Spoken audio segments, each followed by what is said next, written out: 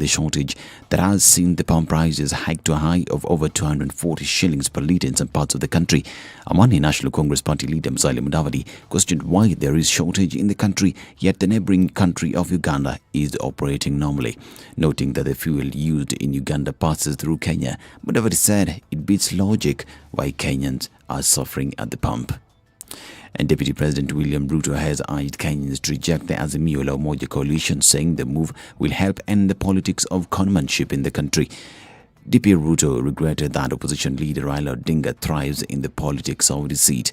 Speaking in Kitui and Makueni counties, Ruto urged to combine residents not to fall for Odinga's lies. He faulted the ODM chief for deceiving Wiper leader Kalonzo Musyoka that he would support his candidature this year. And the Orange Democratic Movement Party has announced dates for nomination of various seats ahead of the 2022 general elections. The party, which has already settled on Raila Odinga as the presidential flag bearer, will hold its party primaries from the 1st to 21st of April, according to National Elections Board Chairperson Catherine Moma. Moma said that the nomination exercise shall proceed as scheduled in 21 counties except for the 3 counties of Kajiado, Narok and Migori, whose new dates shall be announced later. And more than 24 million Kenyans are being registered in political parties ahead of the August polls. This is according to the Registrar of Political Parties and Nderitu. According to Nderitu, 82 political parties have returned their registers for certification in readiness for nominations. Nderitu stated that within 7 days, the Registrar of Political Parties will have concluded the certification before submitting the list to the Independent Electoral Boundaries Commission. And Homa Bay County Assembly Speaker Elizabeth Ayo has been impeached over alleged gross misconduct, gross violation of the Constitution and incompetence. In a sitting yesterday presided over by nominated MCA Kevin Onyango, 49 MCAs unanimously voted to remove Ayo from office. According to a motion submitted on the floor of the Assembly by Kibiri Ward MCA Michael Odira, the Speaker was accused of causing embarrassment to the House by engaging in activities that go contrary to the law and on the conduct of a state officer. She was accused of trying to attempt to change the structure of the Assembly Service Board without informing the MCAs. Now, the first 200,000 Boda riders who will register for the Smart Digital License will benefit from the National Health Insurance Fund NHIF services free of charge for a period of 12 months. Speaking during the launch of the nationwide registration exercise in Kajiado Huduma Center offices, the Principal Secretary in the State Department of Planning, Saitoti Torome, said that the state will provide the riders with a free medical cover. Torome noted that Bodas have contributed immensely to the country's economy and thus the need for regulation to weed out the characters who are out to tarnish the whole sector. Security operations have been ramped up across the country ahead of Easter festivities, along with other key events set to take place in the month of April. Police spokesperson Bruno Shioso, in a statement, said the National Police Service is on high alert to ensure safety as Christians and Muslims prepare to usher in Easter holidays and the holy month of Ramadan, respectively. She also noted that the African Rally Championship ARC is also set to be held in Naivasha besides the ongoing KCSE examinations, saying the events may present insecurity opportunities, hence the preparedness. And finally, the East African Community heads of state have officially admitted the Democratic Republic of Congo into the East African Community. The chair of the summit of EAC heads of states, Kenya's President Uhuru Kenyatta, announced this during the virtual 19th Extraordinary Summit of EAC heads of state. President Kenyatta welcomed the move, saying admission of the DRC marks a momentous occasion in the region's integration history. And finally, the country is experiencing enhanced rainfall, and therefore you are being asked to be careful in all that you do, and also motorists are being urged to be careful, be mindful of those that are walking next to the roads. Slow down, don't wash the pedestrians. This is Newswire. I'm Dennis Aseto. Good morning.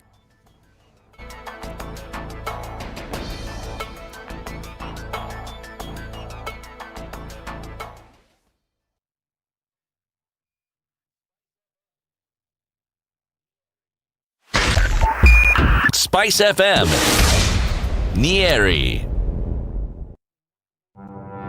There are so many people peddling what is false and that it bears remarkable resemblance to what is true. Politicians have their agenda, and their agenda is to use every opportunity to sell that agenda and to loot this nation. I have seen major strides that are done in this country when we talk to each other as against talking at each other. We start getting back into the tribal cocoons which were put to us by the colonial powers. They gave us physical freedom but not mental freedom. We're still mentally colonized today into these cocoons of tribe. Now, if you live in an area where it's difficult to find a dog, He's a goat.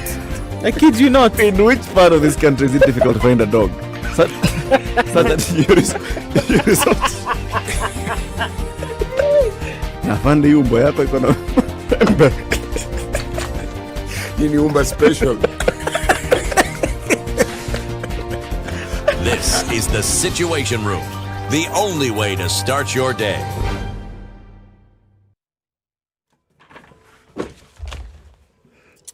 What are we looking at this morning? Traffic has already started in many parts of the city, but it's not going to be too crazy from what we see already.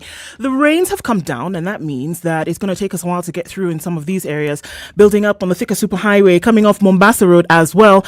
Looking at a little bit of traffic on Jogo Road, heading out towards the roundabout at Kamkunji. Let's keep an eye on things this morning.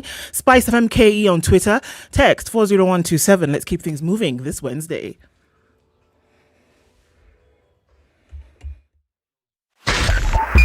102.5 Spice FM, Kisumu.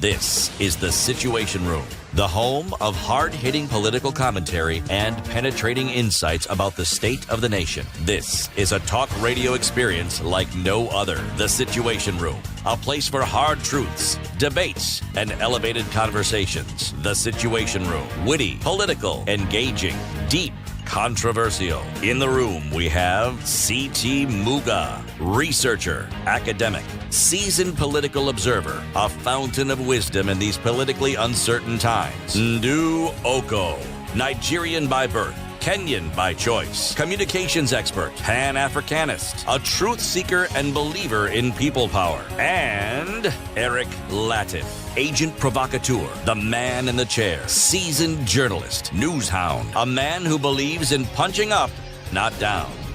This is the... Today was that day. However, here I am. Here we are. Good morning. It is the 30th of March, 2022. It is just a few minutes after 6 o'clock. Okay, many minutes after 6 o'clock. 8 minutes after 6 o'clock. Smack dab in the middle of the week. It is Wednesday. Karibu sana. Good morning. Siti, good morning. Good morning, Du. How are you today? I am fine. Today? I left my wits on the floor somewhere, but I'm picking them up, As you go along. as I'm going along. Well, you didn't have the ones which have the app so that you don't have to look for them, they follow you. The whip at. The wit app. Yeah, not the whip at. Sheesh. Today is that Wednesday, man. Today is that particular day.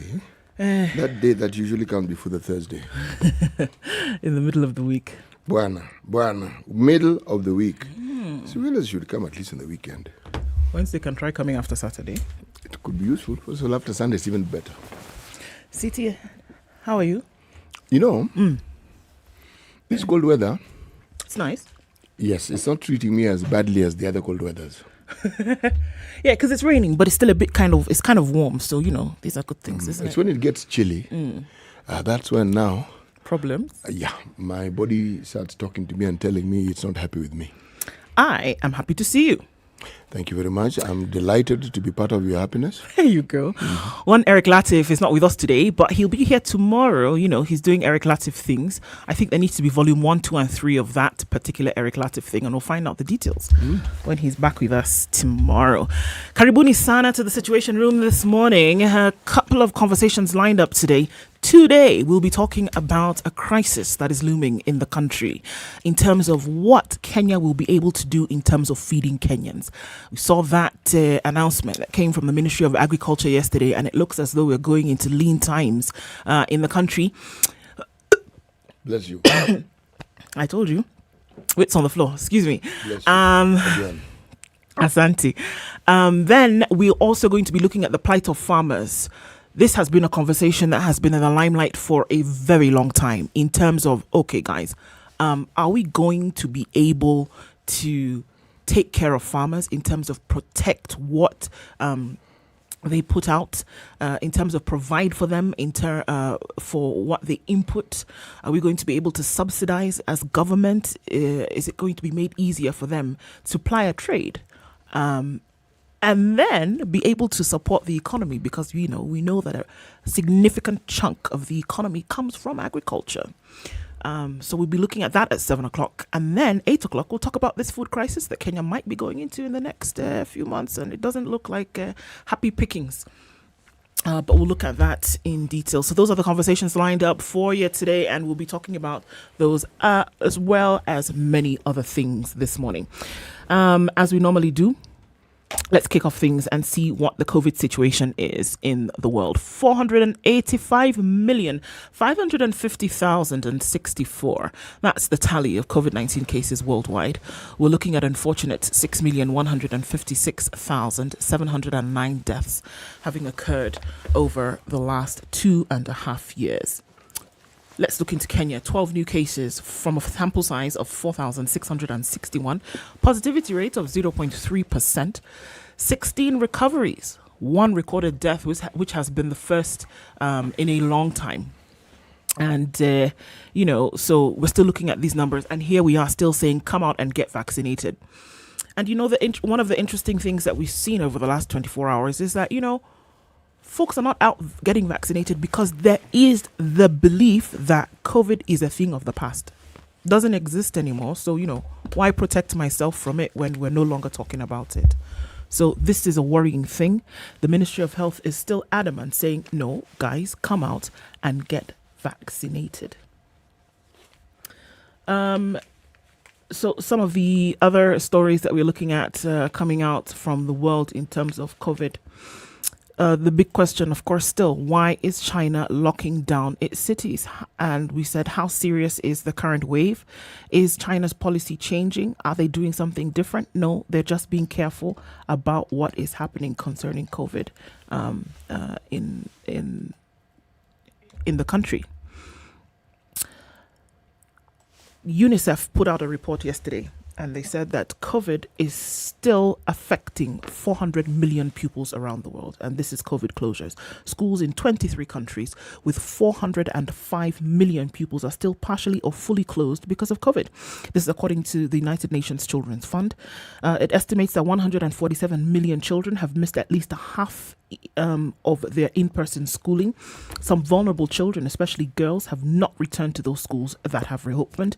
UNICEF Executive Director Catherine Russell says children are the hidden casualties of the pandemic. While children have been less vulnerable to the most serious health effects of corona, their lives have been turned upside down by the school closures of the pandemic. March 2020, 150 countries around the world completely shut their schools, with partial closures in a further 10.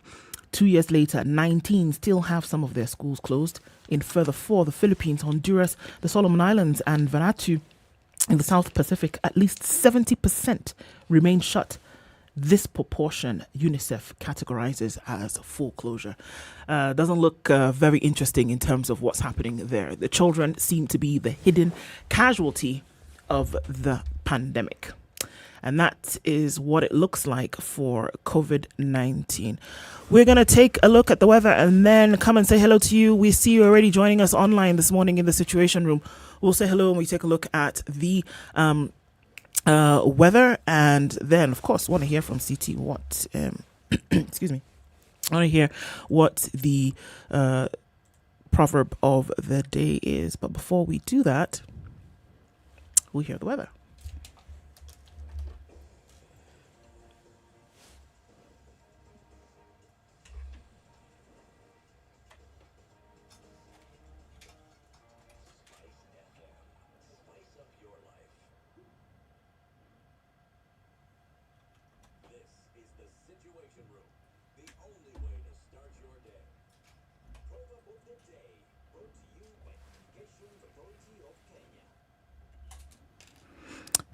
CT.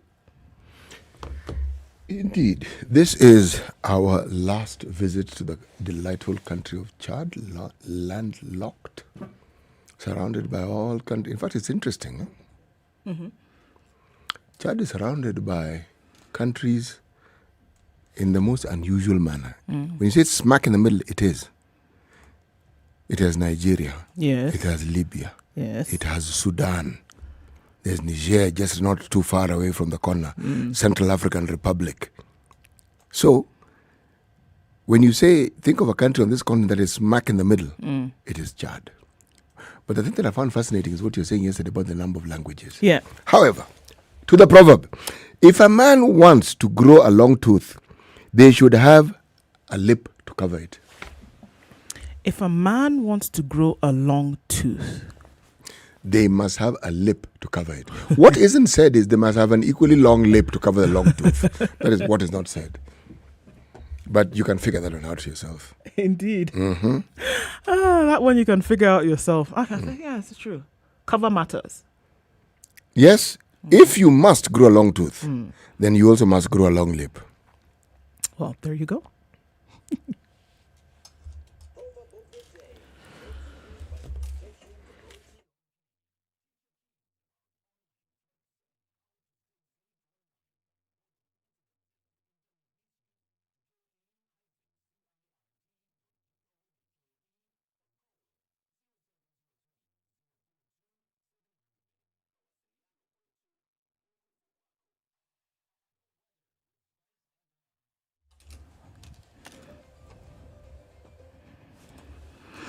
All right, 16 degrees in Nairobi this morning. We'll see highs of 25 and lows of 16.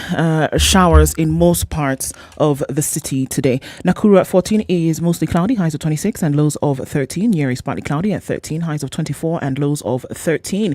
Clare at 15 in Eldoret, highs of 25 and lows of 13. We're looking at light rain in Mombasa at 26, highs of 33 and lows of 26. Malindi this morning, partly cloudy conditions at 28, highs of 32 and lows of 28. It's raining in Kisumu at 21, highs of 27 and lows of 19. And in Kakamega, mostly cloudy conditions at 17, highs of 26 and lows of 20. Highs of 32 and lows of 28. Kampala this morning, rain showers at 19, highs of 25 and lows of 19. We'll see this morning in Dar es Salaam, it's raining at 25, highs of 30 and lows of 25. And then going into Johannesburg, clear conditions at 16, highs of 24 and lows of 13.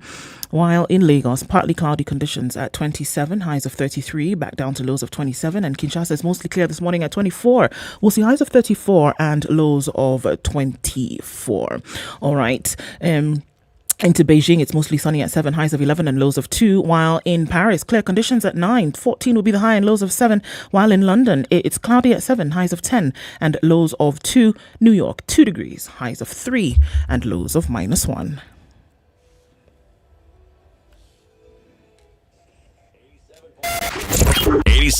.9 Spice FM, Mombasa.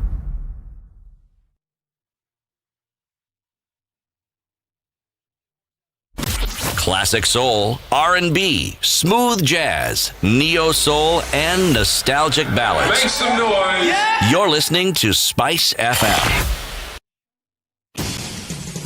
The group of leaders we are having now, these are just like the polymers. The chemical composition is the same.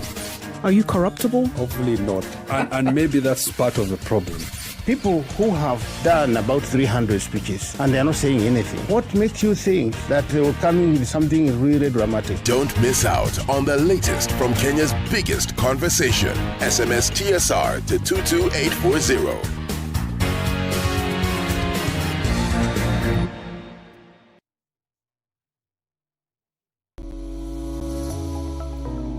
KTN Home, the home of lifestyle shows. We will show you the finer things in life, exquisiteness, grandeur, you name it.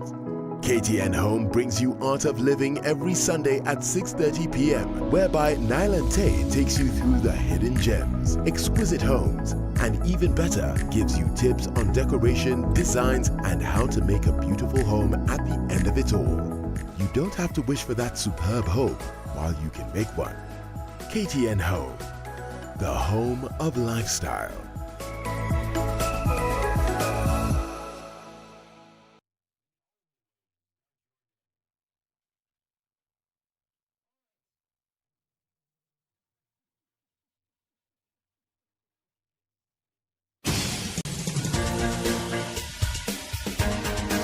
This is the Situation Room, the home of hard-hitting political commentary and penetrating insights about the state of the nation. This is a talk radio experience like no other. The Situation Room, a place for hard truths, debates, and elevated conversations. The Situation Room, witty, political, engaging, deep, controversial. In the room, we have C.T. Muga, researcher, academic, seasoned political observer, a fountain of wisdom in these politically uncertain times. Ndu Okoh, Nigerian by birth, Kenyan by choice, communications expert, Pan-Africanist, a truth seeker and believer in people power, and Eric Latiff, agent provocateur, the man in the chair, seasoned journalist, news hound, a man who believes in punching up, not down.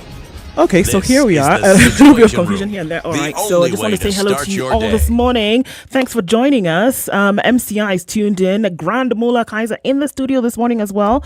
And Barra Simuyu says, good morning. Cyprian Mora, we see you as well. Lillian Odenge, good morning. Robert Mbogo. Eddie Odwar says, Koru is cold and misty this Wednesday morning. I was appalled to see Senator Sampson exuding arrogance and wanton contempt for court. He was arraigned yesterday. Well, CT might tell you that that is not different from the way in which you normally operate. George Mashuki, good morning. Tuned in from Kasarani this morning. Abraham Lucorito says, good morning. Stanley Ngashe Stan says, hello. We see you all this morning and thank you for joining us.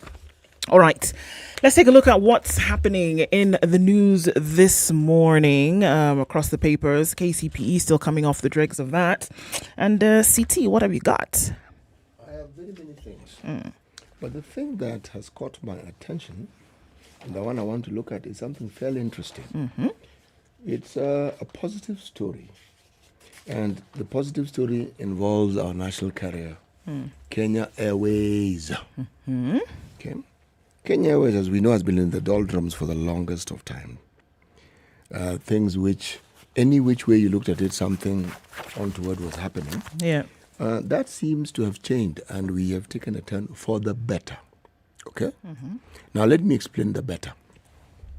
This was explained when the full year financial results were actually spoken of, and that was regarding the year which ended on the 31st of December 2021. Okay? Yeah. The revenue increased by 33%. Since 2014, this organization has not been making money. They were making losses. 2014, this was the COVID period, before COVID. But now, what that amounts to 33%, it means that it has made 70.3 million Kenya shillings. Mm-hmm. Previously, the year before, they had made 36.2 million. Now, if you look at coming from not making money to making that amount, I would argue that it is significant. It is not something to frown at. It is not something to pout over. It's just something to say, well, at least the upward trajectory is good. In addition to that, there was the issue of the operating cost. Yeah. They were losing money, hemorrhaging literally. The report indicates that they have reduced the operating cost by 75%. Okay? What this means is that previously, the loss was at 27.1B, as in the operating cost was 27.1B, B being billion. Billion. And now, it is 6.8. Billion. Wow. If you reduce your cost by 75%, you are at 27 and now you're at 6. Makes sense. It does. If you do the maths. Okay? So, one could argue that we are looking at a rosy picture. The only thing, though, that I always find concerning when I'm told people have reduced operating costs, I keep thinking, how many people did you sack? And how many salaries did you reduce? Okay? And what understanding did you arrive at with the workers? Because there has to be an understanding. In the dire circumstances that we found ourselves in during the COVID, the terrible COVID period at the peak of it, it's It's understandable if costs were reduced. It's understandable if measures were taken. But there was supposed to be a temporary measure to help the company. I would have been happy if I could read and I could be told, in addition to what is quoted as having been said by the chairman and the CEO, what it is that they hope to provide for the workers, to the workers, once we're out of the doldrums. Yeah. And how it is the losses that they made in their earnings, how that can also be recovered when all these things are straightened out and things are better. That's what I thought I'd begin with today. Well, there you go. Okay, so even as we look at all of that, private schools, again, we're looking at, which is covered on the front page of the Nation today, is that private schools top county KCPE charts. It's still looking at now that difference between public schools and private schools and saying then what has been able to be achieved. And it continues to be a perennial competition. Right. The perennial competition between candidates in public and private schools played out in the 2021 Kenya Certificate of Primary Education exam countrywide, according to an analysis of the mean scores of top schools in various regions. Still, public institutions competed favorably on what CS Magoha attributes to the 1-to-1 pupil to textbook ratio. And I thought that was interesting, right? Covered across 2, 3, 4, 5, 6. And across the board like that. It's still important to look at. The Kenya National Examinations Council no longer ranks candidates and schools in national examinations, but there's been an analysis on the mean scores of the top schools in various regions. Education Cabinet Secretary George Magoha has attributed the sterling performance by the public schools to reforms, especially the achievement of the 1-to-1 pupil to textbook ratio. He described the efforts as taking the river back to its course. Competition for top marks is fueled by the scramble for the few vacancies in national and extra county schools. These are better equipped and staffed than county and sub-county schools. In Nairobi County, however, where there is a huge shortage of public schools, private institutions dominated. In Coast, public schools made a dramatic comeback, although private institutions stayed at the top. In Kwale County, for example, Masimbani Primary School topped in the region with a mean score of 395 marks. The school had 58 candidates, 20 of whom scored above 400. So Magoha is saying here, basically, that what they've done is that there have been reforms in the curriculum, one. There have also been reforms in how they've been able to apply teaching and reading material to the students. And because of this, that's why you'll see overall that there has been an increase, or rather there has been better performance in public institutions, even though overall, when you look at the scores, private schools did better. So he's saying that there have been silent reforms that have been happening, and you will see this then when now the exam results come out. And that's one thing that's to be acknowledged as far as he's concerned. The other thing, though, that I think, we're at an interesting crossroads, I would say, because what really, I was about to say what's on the ballot, then realize this isn't an election. No. What's under discussion here is whether our public school system is actually working. And I'm going to say why I'm saying this. The vast majority of people who sat for these exams are actually in public schools. But what we are seeing is a proliferation, an increase in private schools. Yeah. Now, you have to ask the question, and by the way, the private schools, all cadres, reasonably cost, medium-sized cost, high cost, they have been on the increase. So is it that private schools are better? And if so, why? The question is, why do parents keep going to these schools? Because they wouldn't increase if there wasn't a demand for it.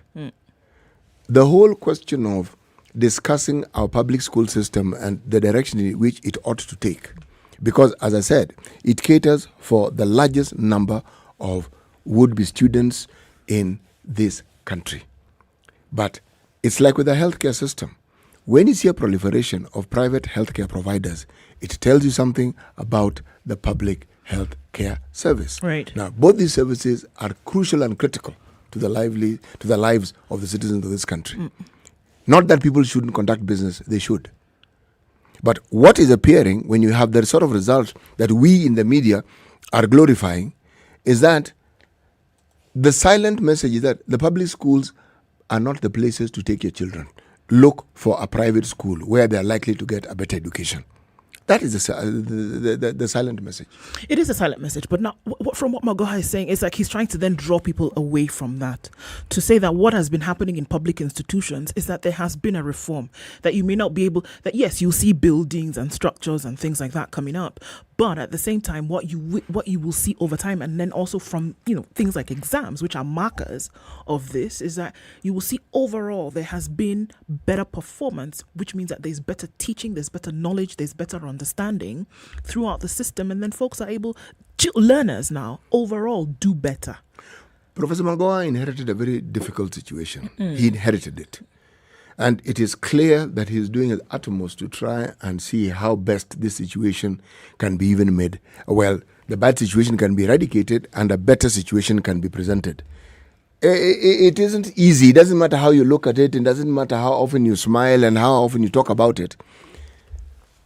We have engineered the thinking of our people to the point where they focus on the results of KCPE, or they focus on the results of the KC. That's what they focus on. The details of the good that has happened, the schools, the buildings, the textbooks that have been provided, at the end of the day, that takes second stage. Which school produces the best students? That's the question that is asked. So not which section, public or private, which school in terms of institutions. Yes, if it produces good results at KCP, it's a good school. Most parents have narrowed down their thinking to that. It doesn't matter whether it's public those or are the private. details. Because that good result gives the child an opportunity to do something that would be useful to them in the future. It's not complicated. And what Magoha is saying is something that we should encourage. Education isn't just about getting good results and going and choosing a course that you want. Yeah.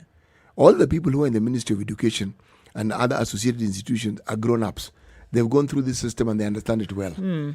A little priority ought to be given to ensuring that this communication that Magoha is talking about is actually internalized and is something that is believed in. Right now, the belief is that you want your child to go to a school where people perform well, period.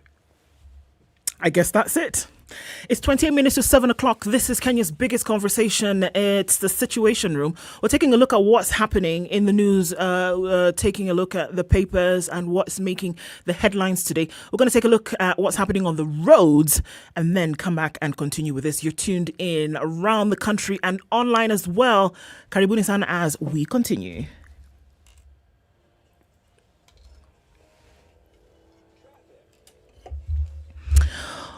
All right, so we're looking at Jogo Road, which started pretty early this morning, and that still continues. Looking at Langats Road, that looks pretty good, at least for now. On the Thika Superhighway, traffic has started to build up quite considerably and heading into the city. Also looking at it coming off of Kiambu Road this morning, coming out of Westlands, that doesn't look too bad, at least not for now. But we know for sure that it will build up as we go into traffic hour. On Waiaki Way, then coming out into the city, we'll see that joining with Ring Road Westlands, coming out then towards Chiromo. That will continue for some time. Doesn't look too crazy, at least not just now. We'll be in traffic hour soon. Let's take a look at what's happening on Mombasa Road, getting into the city. Inbound traffic, outbound traffic also is doing its thing this morning. Let's keep an eye on things. Talk to us this morning, won't you, folks, on SpiceFM KE on Twitter. Text 40127.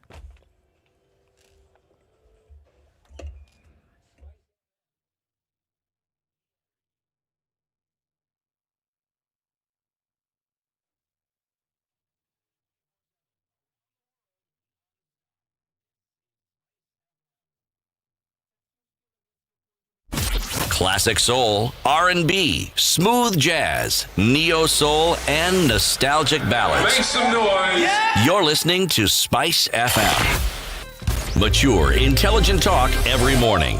Spice up yourself.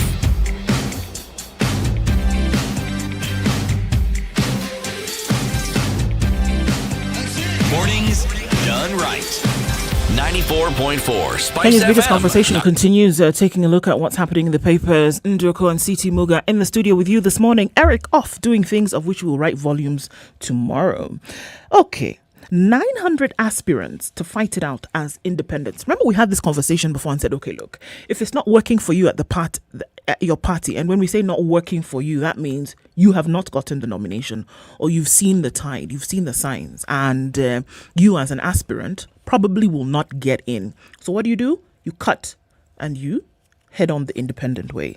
Now, it seems that quite a number of people have already done this, having not been nominated at party level. I tell you how that is. 900 in the total. 900. You're looking at all the positions that are up for grabs, is it? 900. So far. Let me tell you. And they're set to increase, are they? Probably. Right now, that's what we're seeing.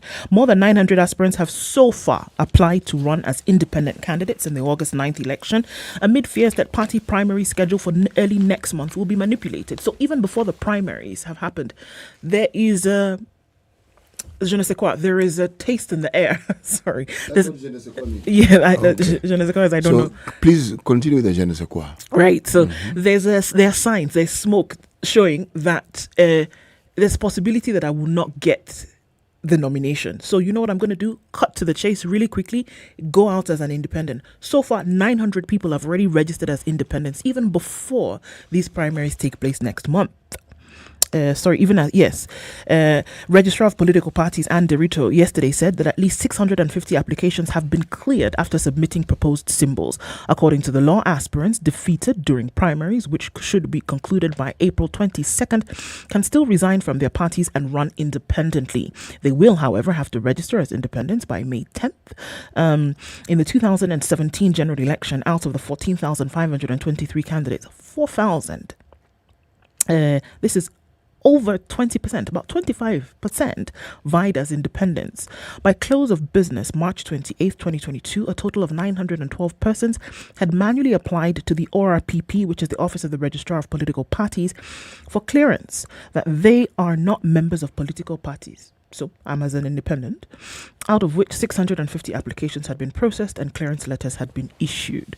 She said, equally, the registrar issued letters certifying that proposed symbols do not resemble symbols of political parties. The ORPP is also at the final stage of developing an independent candidates management system to supplement the manual process. Of course, she went on to say that the system will enable aspirants submit their requests for clearance letters and symbols before submitting the applications to the IEBC. What does it tell you?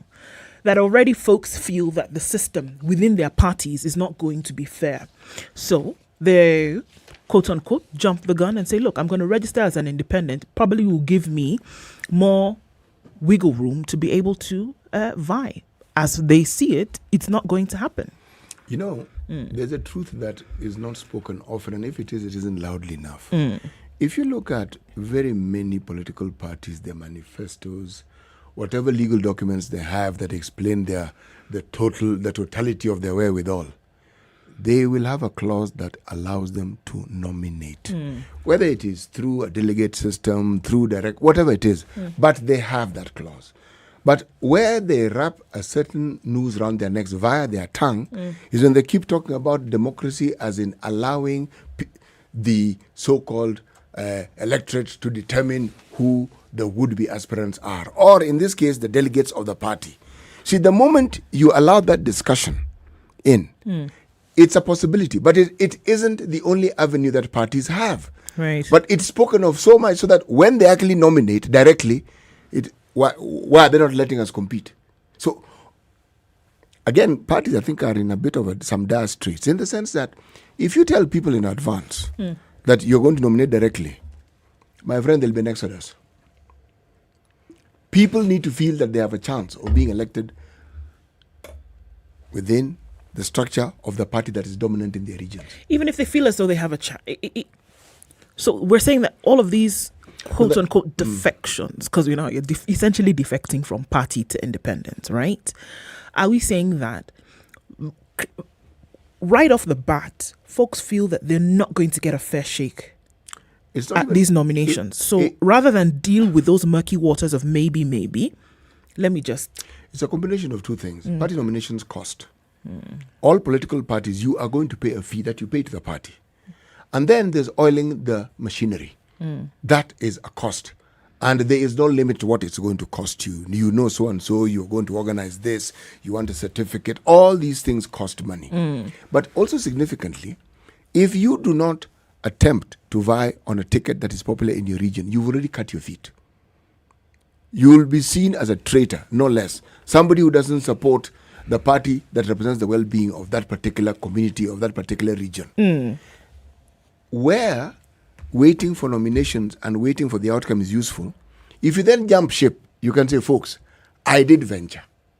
I was, denied the opportunity. I was denied the opportunity. But I still want to stand. That's why I am going to this position. So people take the opportunity of standing, or at least presenting themselves as candidates within the party structure that they know is popular. And probably allow for a situation. Now, this conversation we're hearing now, listen to the way it's being framed. We know the party nominations are going to be unfair. In some cases, the nominations have already taken place. So meaning you are not forecasting, you are stating something that has already happened. So again, it is doing what you think will serve your interest best, because vying on a party ticket, a party that is popular in your region, that is doing what serves your interest. When you've shown you are not treacherous, in that you haven't looked for another party, then you actually stand to get a better chance. Now, the politics of clanism comes in, the politics of how popular you genuinely are, and the politics of whether you are more powerful than the political and party machinery of your region. Do you think that, I also think that there is a premature jump towards the independent, and that it seems that the independent is it's the cost, right? The independent is the messiah of this entire process, that it'll save me the cost, it'll also save me the would-be humiliation if I don't get it, or if I feel that there's an unfair game being played here, the independent option gives me an escape, that I can go that way.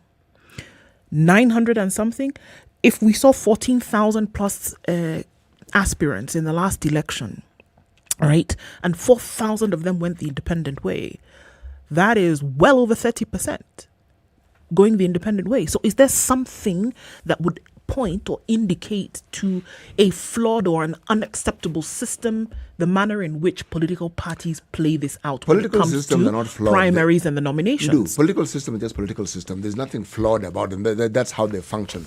There's duplicity, there's treachery, there's backstabbing. That seems to be the currency by which these institutions function. So when you're in it, you must understand that this is the game. Well, if you don't understand, do you want to play or not? Do something else. Right. Go and play football, netball. Do something else. Football. Okay.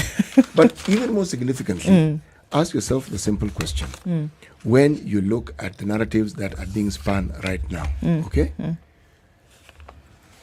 the politicians are realizing that the voter is willing to vote for you, the person, not necessarily the party. Yeah. That is becoming more and more apparent.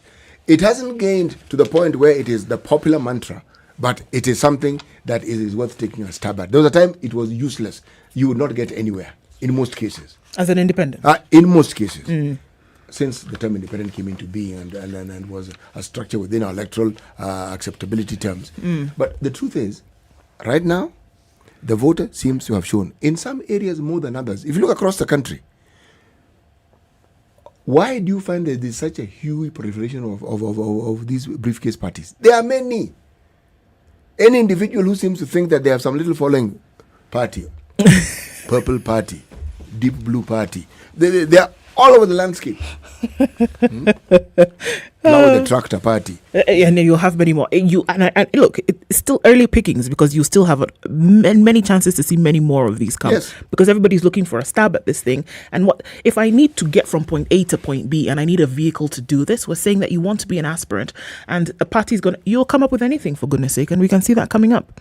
And the moment you have these affiliations and coalitions, you will say, I am not abandoning the party. I'm still in this coalition, or I'm in the other coalition. So I actually haven't left you. And look, unfortunately to me, it just seems as though, because that's what we're going to see, a myriad of tiny parties then forming a coalition in order to do this.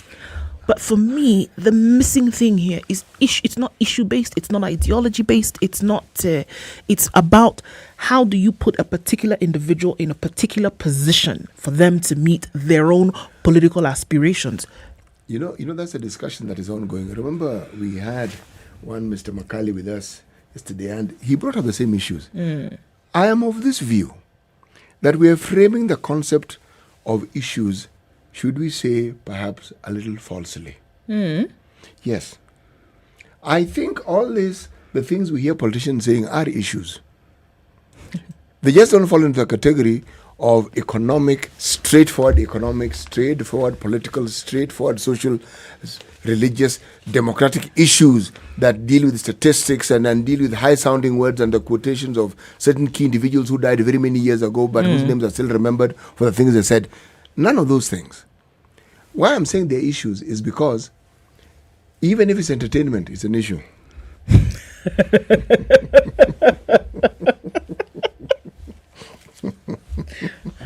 Oh God! And here I was thinking, I was talking I about was something profound. I was waiting. Everything was But up. did I not say something profound? Thank you very much. It's 14 minutes to 7 o'clock. On that note, let's take a quick break and come back and continue with this. Classic soul, R&B, smooth jazz, neo soul, and nostalgic ballads. Make some noise. Yeah. You're listening to Spice FM. KTN Home welcomes you with shows that will inspire you. They are very compelling, very emotive, and even better about individuals who have a story to share. Through their stories, you get to hear of as many life experiences, learn, and grow. Catch What's Your Story every Saturday at 6 p.m. Her Standards every Saturday at 4 p.m. and Everyday Woman every Tuesday at 7:30 p.m. KTN Home, the home of inspiration. Get inspired today.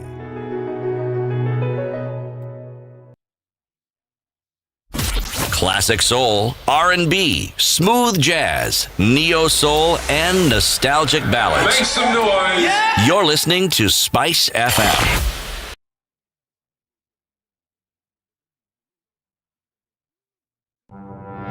There are so many people peddling what is false and that it bears remarkable resemblance to what is true. Politicians have their agenda, and their agenda is to use every opportunity to sell that agenda and to loot this nation. I have seen major strides that are done in this country when we talk to each other as against talking at each other. We start getting back into the tribal cocoons which were put to us by the colonial powers. You know, they gave us physical freedom but not mental freedom. We're still mentally colonized today into these cocoons of tribe. Now, if you live in an area where it's difficult to find a dog, He's a goat.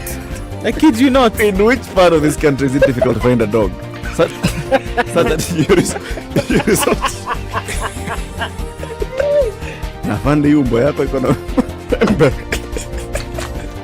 nini umba special. Classic soul, R&B, smooth jazz, neo soul, and nostalgic ballads. Make some noise. Yeah. You're listening to Spice FM. KTN Home welcomes you with shows that will inspire you. They are very compelling, very emotive, and even better about individuals who have a story to share. Through their stories, you get to hear of as many life experiences, learn, and grow. Catch What's Your Story every Saturday at 6 p.m. Her Standards every Saturday at 4 p.m. and Everyday Woman every Tuesday at 7:30 p.m. KTN Home, the home of inspiration. Get inspired today.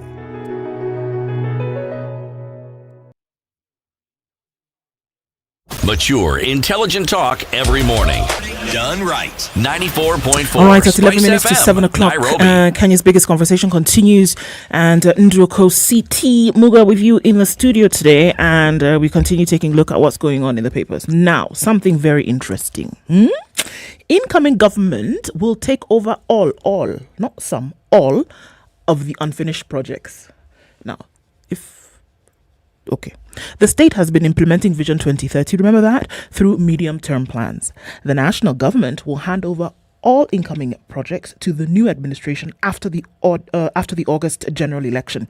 Public Service, Gender, Special Programs and State Department of Arid and Semi-Arid Lands Principal Secretary Michael Pawon said Monday. That's a big one, isn't it? He stressed that the government was speeding up the pending projects. So all these things that you're seeing that are not being completed is going to be done. Whatever the outcome, we shall hand over the projects to the new administration, he said. The PS added that the completed projects will be handed over to the devolved units. Among the projects he mentioned, CT, you thought you were going to hear the expressway? Yes. In West Pokot County. In West Pokot County, it's a 10 billion Sioi Muruni water project which is about to be completed. 4 months ago, the Technical Implementation Committee of Principal Secretaries inspected the project. The intake is advanced. Pipes from Muruni to Makutano, and Kapenguria townships are almost 90% done, and the water pans are almost complete. What is remaining is the dam, just the little issue of the dam itself. We have given it priority for completion. The Naskuta Abattoir, supported by the European Union, together with the national and county governments, Mr. Pawan said, will be handed over to the county administration. He was speaking in Kapenguria during the 4th medium-term plan. So, yes, yesterday we asked, are we in the 3rd or 4th? We are in the 4th. County Consultation Forum. Pawan said that all 47 counties are holding such discussions with stakeholders. The Lilan Milk Processing Plant, for example, in Pokot South, undertaken by the National Drought Management Authority, Mr. Pawan revealed will be completed at the end of the month. He also cited several roads in the country that have been completed. So basically, look, we are working to do as much as we can by August. Those that we would not have finished by said time, we will then pass it over to the new administration. So, there'll be continuity of work and nothing will be left to the whims of incompletion. Yes? You happy with that? Okay. What else do you have, CT?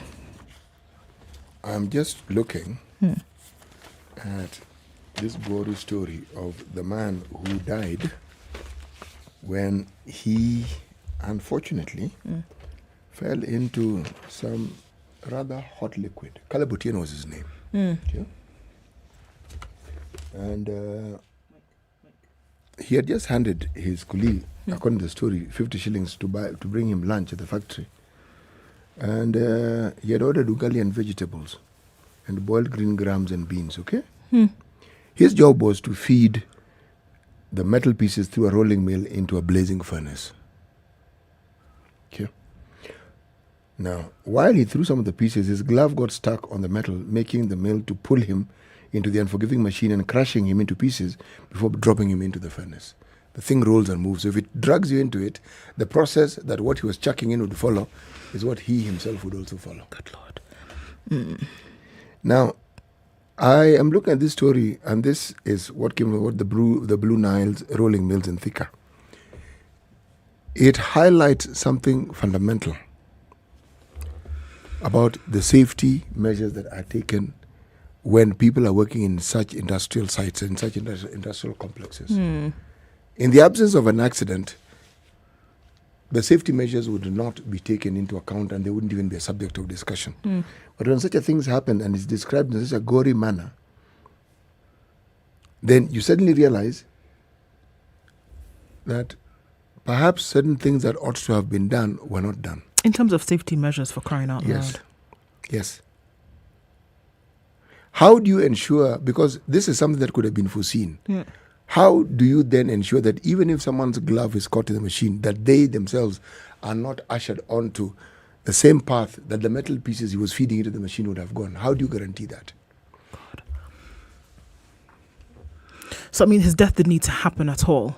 But then the manner in which it happened then was really, really terrible. And, I mean, this is an article that I'm reading that is taken from the Star newspaper, and they say that they made multiple attempts to get the factory management to comment. But not only did they not pick up phones, but the people manning the gates were instructed not to allow access. And they declined to speak on the matter. Everybody in that place went mum on the particular subject. Under the circumstances, one can understand why they went mum. But it may not necessarily help their cause. No. They ought to be, I assume that they have a spokesperson who will have communicated and said, look, we are also looking into this matter and we will issue a report and blah, blah, the usual things that are said about this one. But I think the fear of what this may lead to, people prefer to shut down and keep quiet and maybe speak later, or maybe if they've sought advice from the lawyers to speak.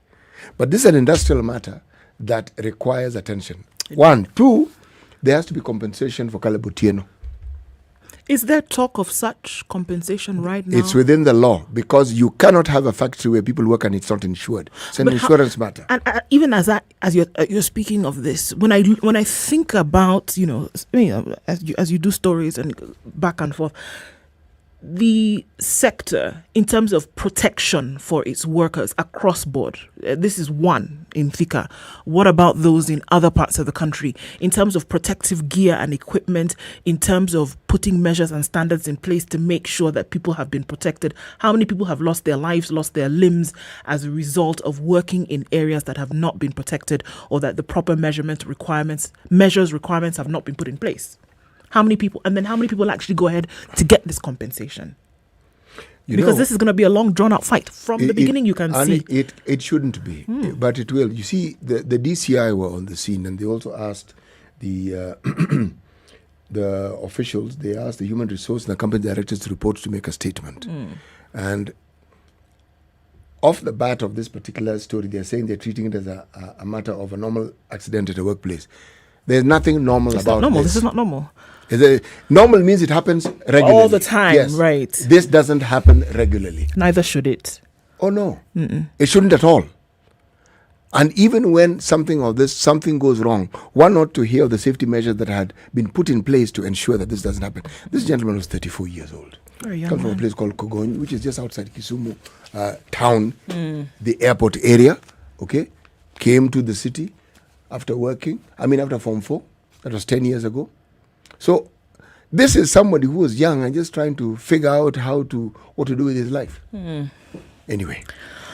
Coming to a few minutes to 7 o'clock, and let's look at some big news that happened in the region yesterday. DRC joins the East Africa Trade Bloc, and the question is, who gains? Of course, we saw that throughout yesterday.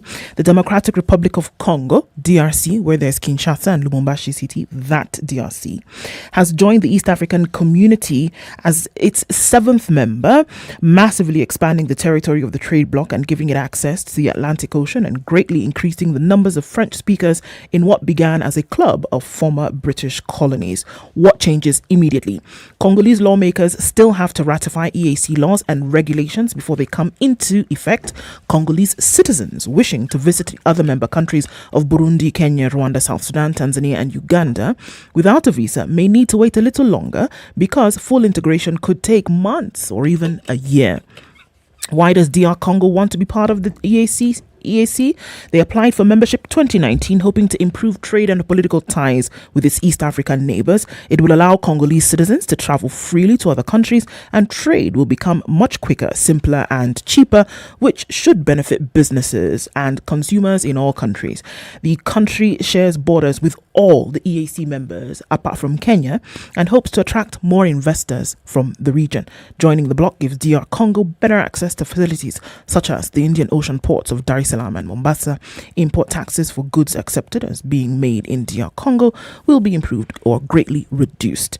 And what about other members? Well, everybody has something to benefit, that's for sure.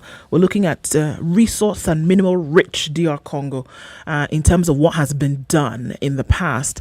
It's huge in terms of potential that this is part of the bloc. Now you're looking at one bloc made up of tens of millions of people. Actually, you're upping the trade. It will be the largest trading bloc on the continent. There you go. Yep. Are there benefits? Absolutely. Benefits across board for the region. Benefits for the DR Congo. We'll be looking at this in coming days and looking at then what it really does impact.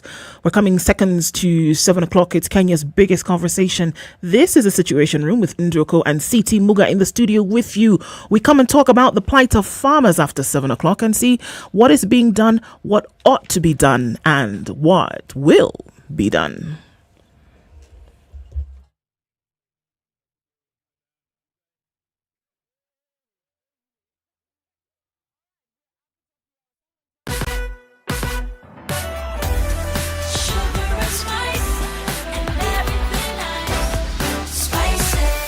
Spice up your life. The latest news from around the world. 94.4 Spice FM. Good morning, this is News. I'm Dennis Aseto. The East African Community Heads of State have officially admitted the Democratic Republic of Congo into the East African Community. The chair of the Summit of EAC Heads of State, President Uhuru Kenyatta, announced this during the virtual 19th Extraordinary Summit of EAC Heads of State. President Kenyatta welcomed the move, saying admission of the DRC marks a momentous occasion in the region's integration history. Your Excellencies, we have already considered and adopted in our closed session the report by Chair of Council, and we did this during our closed session. And the summit has therefore taken a decision to admit the DRC as a full member of the East African Community, the details of which will be reported fully in the communique by the Secretary General. So once again, Your Excellencies, as I have just said in my statement, I take this opportunity to warmly welcome His Excellency Felix Antoine Tshisekedi Tshilombo of the Democratic Republic of Congo, who is also in attendance with us, into our community. And we welcome DRC into the community as well now. Leaders of Kenya Kwanza Alliance have sought an immediate explanation from President Uhuru Kenyatta over the current shortage of fuel in the country, accusing the president and his government of being behind the shortage that has seen palm prices hiked to a high of over 240 shillings per litre in some parts of the country. Amani National Congress Party leader Musalia Mudavadi questioned why there is shortage in the country, yet the neighbouring country of Uganda is operating normal. Noting that the fuel used in Uganda passes through Kenya, Mudavadi said it beats logic why Kenyans are suffering at the pump. And Deputy President William Ruto has urged Kenyans to reject the Azimio la Umoja coalition, saying the move will help end the politics of conmanship in the country. Ruto regretted that opposition leader Raila Odinga thrives in the politics of deceit. Speaking in Kitui and Makueni counties, Ruto urged Ukambani residents not to fall for Odinga's lies. He faulted the ODM chief for deceiving Wiper leader Kalonzo Musyoka that he would support his candidature this year. And the Orange Democratic Movement Party has announced dates for nominations of various seats ahead of the 2022 general elections. The party, which has already settled on Raila Odinga as the presidential flag bearer, will hold its party primaries from the 1st to 21st of April, according to National Elections Board Chairperson Catherine Muma. Muma said the nomination exercise shall proceed as scheduled in 21 counties except for 3 counties, Kajiado, Narok and Migori, whose new dates shall be announced later. And more than 24 million Kenyans have been registered in political parties ahead of the August polls. This is according to Registrar of Political Parties and Derito. Derito says that 82 political parties have returned their registers for certification in readiness for nominations. Derito stated that within 7 days, the Registrar of Political Parties will have concluded the certification before submitting the list to the Independent Electoral Boundaries Commission. And Homa Bay County Assembly Speaker Elizabeth Ayo has been impeached of alleged gross misconduct, gross violation of the Constitution and incompetence in a sitting Tuesday afternoon presided over by nominated MCA Kevin Onyango. 49 MCAs unanimously voted to remove Ayo from office.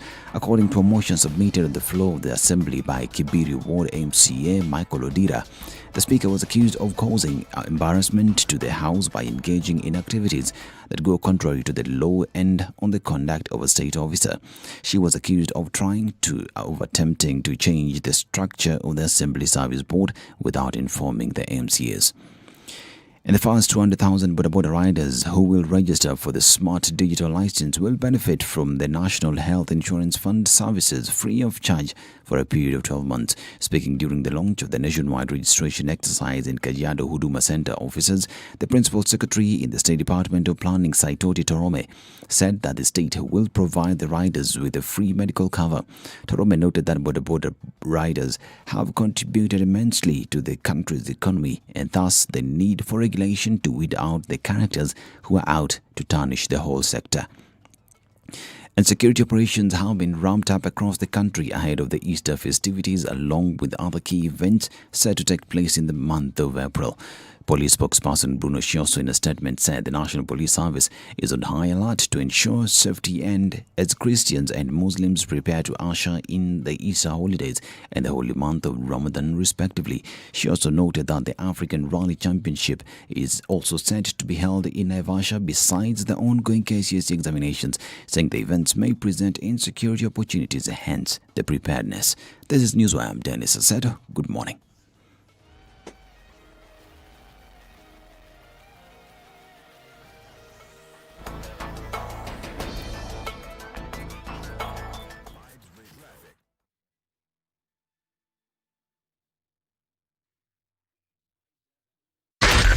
SpiceFM, Nakuru. All right.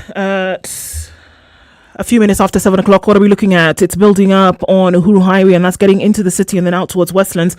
We're also seeing some traffic then on the Thika Superhighway. Not as crazy as it has been in the last few days, but we're looking at Allsops is where it starts today. Heading out towards the Pangani Underpass, a little bit of traffic here and there on Kiambu Road, and it takes us out then through to the Pangani Underpass, out towards the city centre. Coming off Limuru Road, also that has started to build up, and we're looking at also some traffic at Chiromo. Westlands is still looking manageable, at least for now. Ring Road, Westlands taking up some traffic right now. Jogger Road, of course, that's usual suspects this morning, building up past the Makadara train station out towards Landis Road. On Mombasa Road, we're looking at it really heavy, then going towards Mbakasi, out towards North Airport Road and onto Outer Ring. The Eastern Bypass started clogging up really early as well. All right, it's slippery, it's wet in some parts of the city, so we need you to be very careful no matter what is happening where you are. A couple of accidents we saw yesterday as well. Hopefully it'll be an accident-free morning. Take it easy, folks. Let us know what's happening in your neck of the woods. Let's talk on SpiceFM KE on Twitter. Text 40127 and let's keep things moving this morning.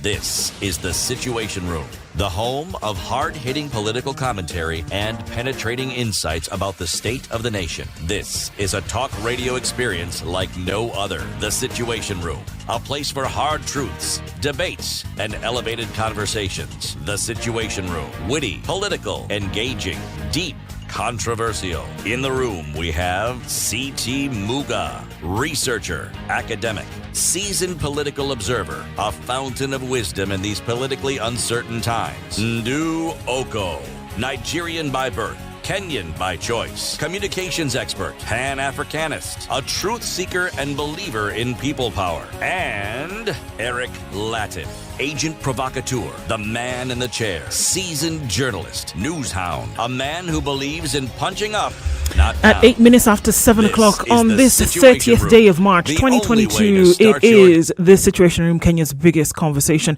Ndu Okoh and CT Muga in the studio with you today. Wherever you're tuned in across the country, let's do it. 94.4 in Nairobi. The live stream is up, so also you can catch us on YouTube and Facebook.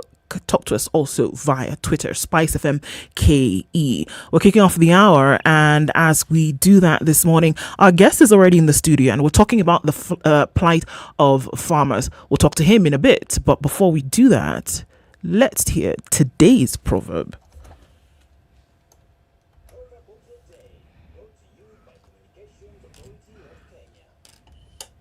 If a person wants to grow a long tooth, they must also have a lip to cover it. This is a proverb from Chad, the country of Chad.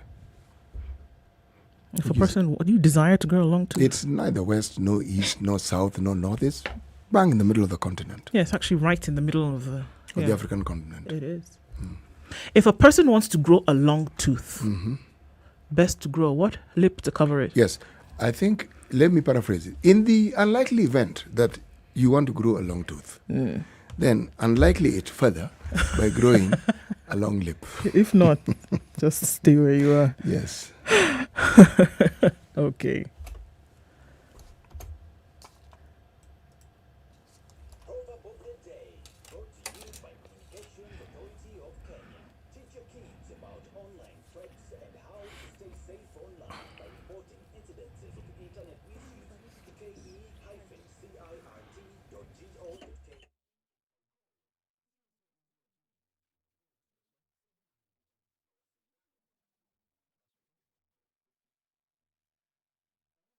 So we continue this morning, and in the studio with us as we talk about the plight of farmers in Kenya today, the CEO of the Kenya Climate Innovation Center, Mr. Prabhakar Vanam, is in studio with us today.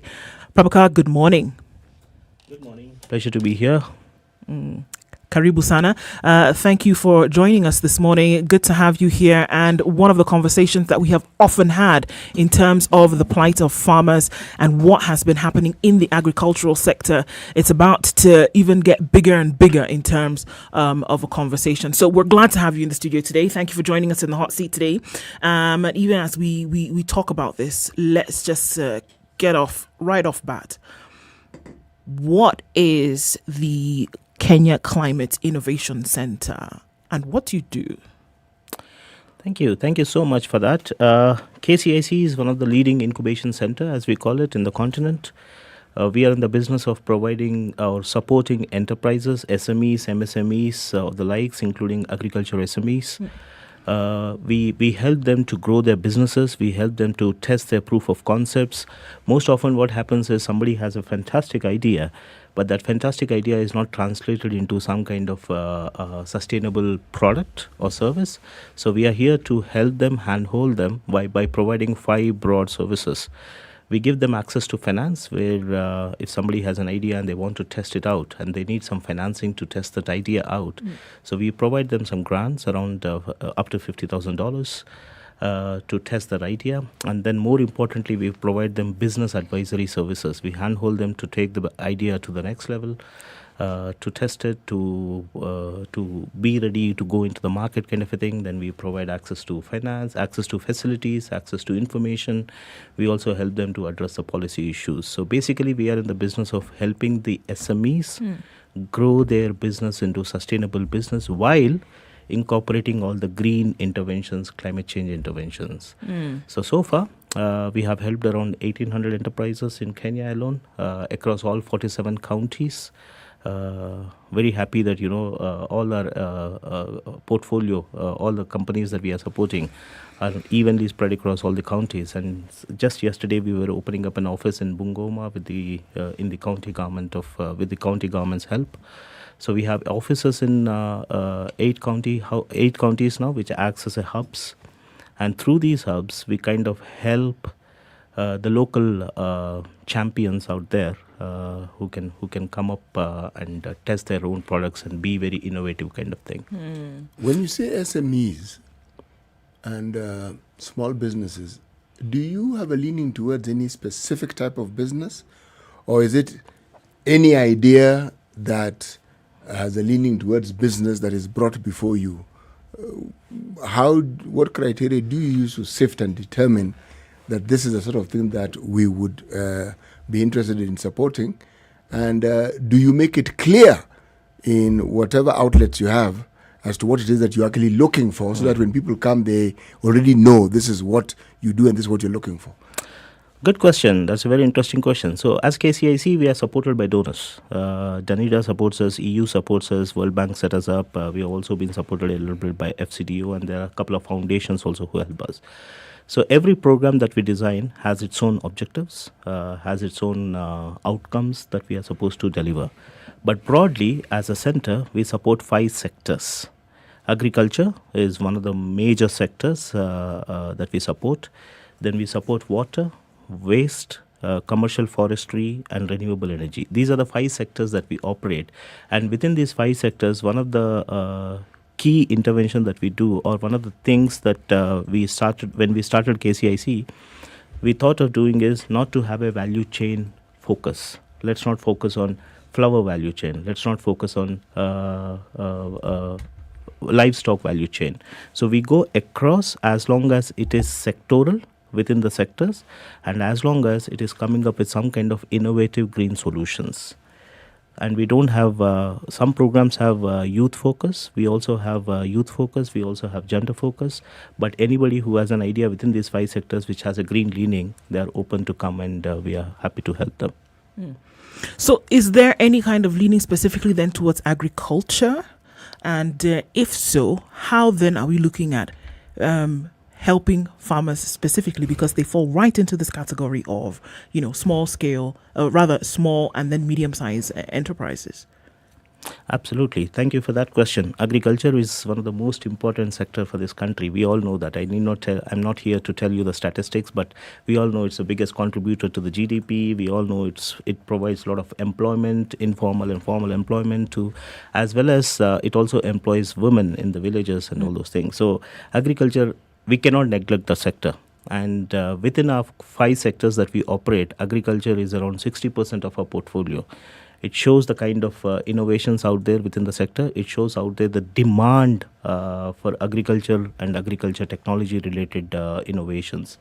So since our beginning, when we supported these 1,800 enterprises, when I said 60% portfolio is agriculture, all the interventions that we support has direct or indirect benefit to the farmers. Because what are these SMEs doing? They're innovating products, they're innovating services, they're innovating newer technologies, they're innovating newer ways of doing agriculture, they're innovating newer way of doing farming, they're innovating newer way of product packaging, they're innovating newer way of selling, marketing. So all these things by way of increasing sales, by way of increasing the outputs, by way of increasing the yields, it will be directly benefiting the farmer.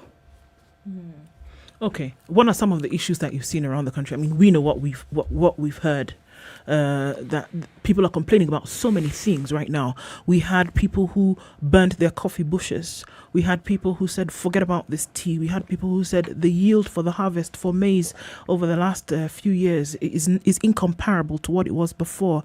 Talking about inputs, fertilizer. People are now going towards bio-waste in terms of manure and things like that, as opposed to buying fertilizer because what are some of the things that you hear about that you then want to step in terms of intervention? Yeah, all the issues that you said are right up there. Along with that, I would like to add a new dimension to the problems that the farmers are facing today. It's called the climate change. This is a huge issue. Unfortunately, many of the farmers or few of the farmers may or may not know the big issue around climate change. When you used to hear the stories about our parents telling us as to how we used to do the farming during those days and how we are doing farming these days, is absolutely changed. And this has brought about change not just because of the innovations that are happening around the world, but because of what we as man-made, woman-made kind of things we are doing to this earth. So all these things have impacted the farmers, and it is telling them as to what they need to do or how they need to change. I'll give you a typical example. We typically grow wheat or sorghum or whatever we want to grow in our farmlands. Yeah. But today, the science is telling us that you need to grow sorghum during this time, and you need not grow this year because of the bad rainfall. Now, as a farmer, if I'm not aware how my rainfall is going to become this year, right? Will it rain in Nakuru? Will it rain in Turkana? Will it rain in Kisumu? And if it rains, what is the likelihood of the rainfall? If I don't know all these things, I go into my traditional approach of growing during the seasonal. They have their own timelines, isn't it? So they grow during those timelines, and the rain doesn't come in. And what happens? The crop is failed. Yeah. And that results to all kind of financial issues, all kind of mental stress, and all those kind of things. And farmers have been taken through a lot of these interventions in terms of telling them when and what to grow. But there is so much of awareness that we need to do around the issues of climate change. Apart from climate change, it's about awareness about the new technologies, new interventions, new seeds, for example. Just to give one more example, the chilies. We all know there's a variety called Africa bird's eye chili. Yeah. Now within that, everybody knows that it's grown in Kenya, it's grown in parts of Tanzania, and all those things.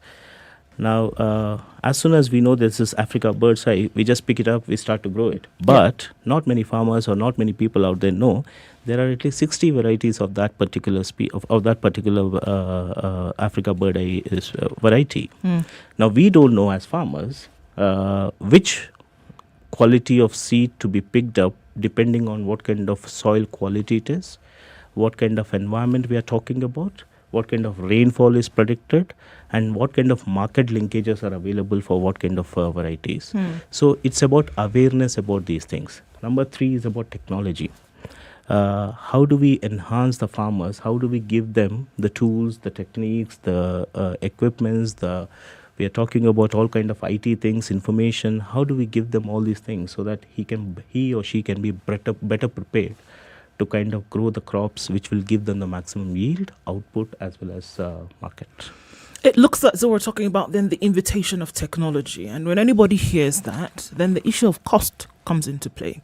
We already have a situation where farmers are saying that it's too expensive to be able to, operate in the manner in which we ought to.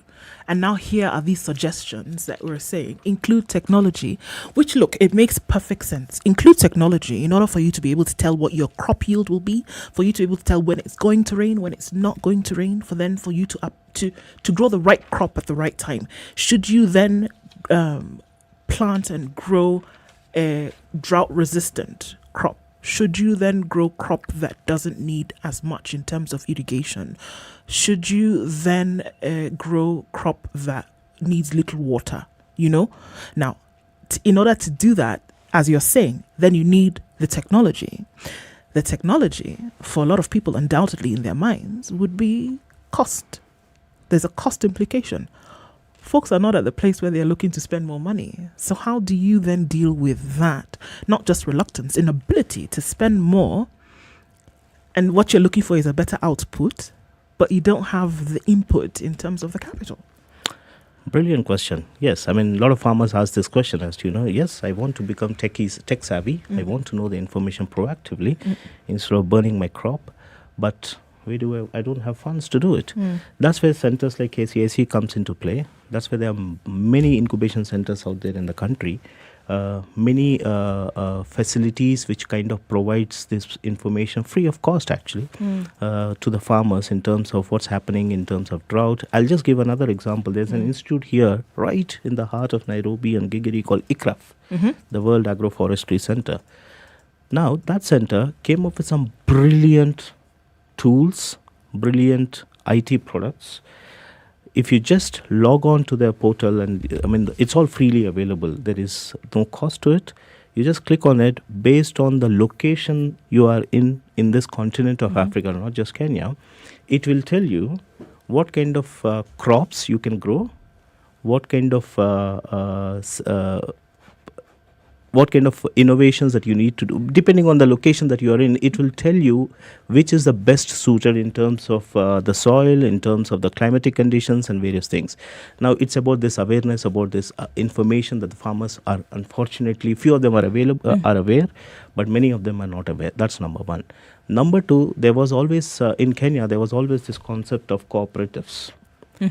Now, there are multiple views about how these cooperatives functioned, whether it was successful, whether it was not successful. Let's not get there. But the new concept that's emerging is called aggregators.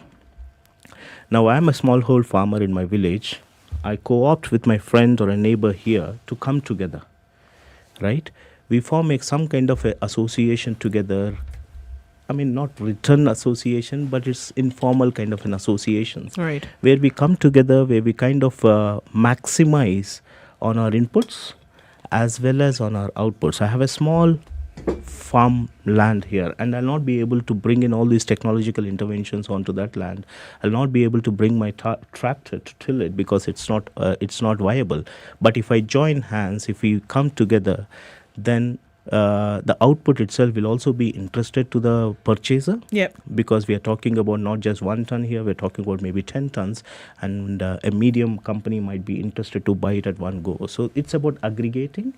It's about that's number 2. Number 3 is reach out. There is so much of information freely available here. Of course, it's not fair to the farmers that we tell them, you go and study, you go and read, you go and learn, you go and do everything, you go and reach. But it is about the government. It is about the centers like KCIC. It is about the SMEs as well, the private sector as well, who are working for the overall benefit of the farmers, to go proactively reach out to the farmers and tell them, boss, let's not do this, let's do this. Let's not do in a ABC manner, let's do XYZ method. So these are the things that we need to proactively. And technology is not very costly. And there are a lot of, fortunately, we also have a good ecosystem in the country where if you have a product, people are willing to support you in terms of testing that product, in terms of prototyping that product and all. So it's kind of available. The facilities are available. It's a matter of which door to tap in when. Right.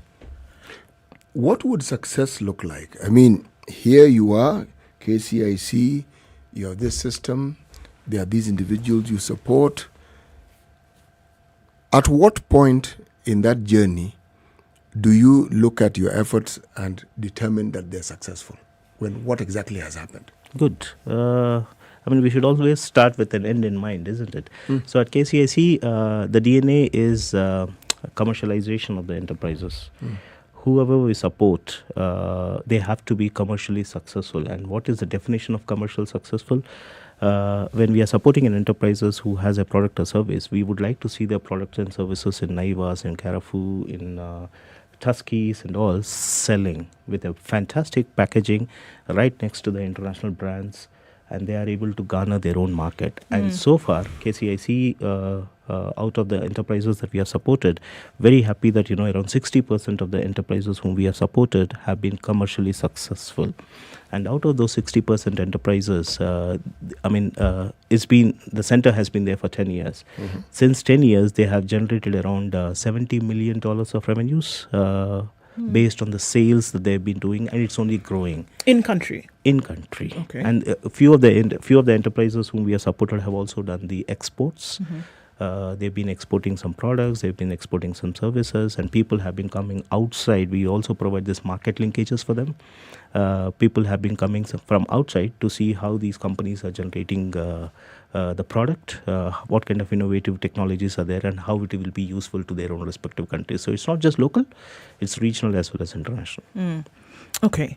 Now, I'm interested to note, if you're looking at the footprint of the country, and in terms of those who are currently active, and if you could give a footprint of where these farmers are in terms of sector, are we looking at rural, urban? Are we looking then at small scale, medium scale, large scale? How or who would need help? Who would need these innovations? And are there some who are tapping into this? And if they are, where are they? And who would you like to see then is brought into the circuit?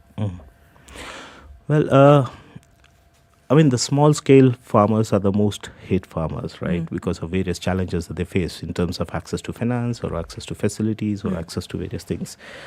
They are spread across. I don't know whether I'll be able to pinpoint in terms of which county has how many kind of thing, but they are spread across the country in terms of their presence, and in terms of sectors, again, agriculture is everywhere. I don't see a county which doesn't do agriculture. So every county has agricultural farmers. Every country has its own niche in terms of what they are producing, what they are leading, and all those things. In terms of supporting, because we have some systems at KCIC and all those things, we don't support individuals, but we support someone who has an enterprise kind of a thing. So any farmer who is able to have that drive, who can just upscale their business kind of a thing, so we would be able to help them. And in terms of value chains, again, we are not into the business of selecting A, B or C value chain.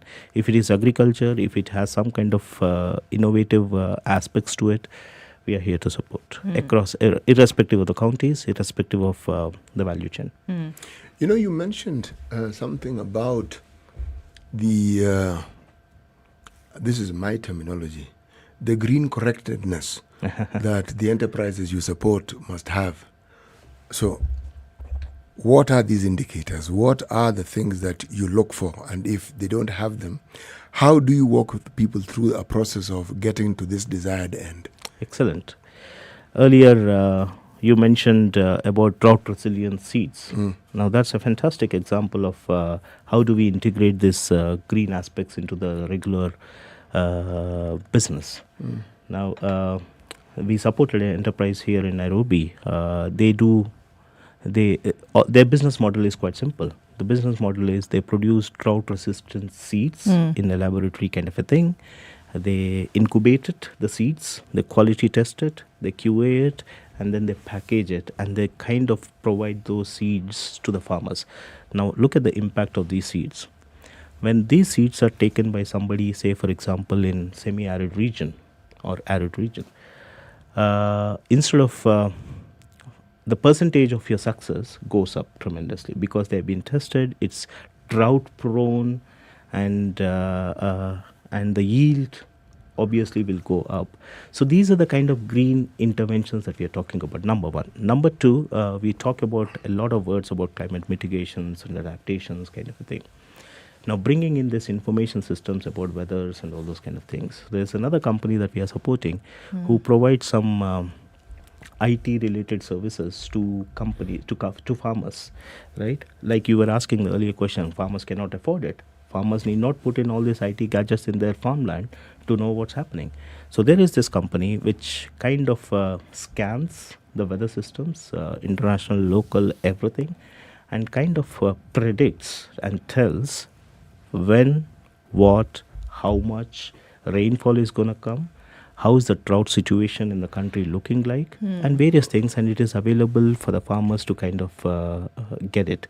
So these are the kind of interventions that we and then we, the third kind of aspects would be about value additions to the current products and services, the processing plants, the infrastructure, the new machines that might be needed to reduce the in the long term, reduce the cost and all those things. Yeah. So these are the few things that we kind of support. It's 28 minutes to 8 o'clock. Let's take a break here on the Situation Room, Kenya's biggest conversation. We are talking about the plight of farmers and technology in terms of solutions to help sort out some of these issues. We'll come back and continue with this conversation. We'll take a look at the weather and traffic and be back shortly after. Can we talk? Is it going good?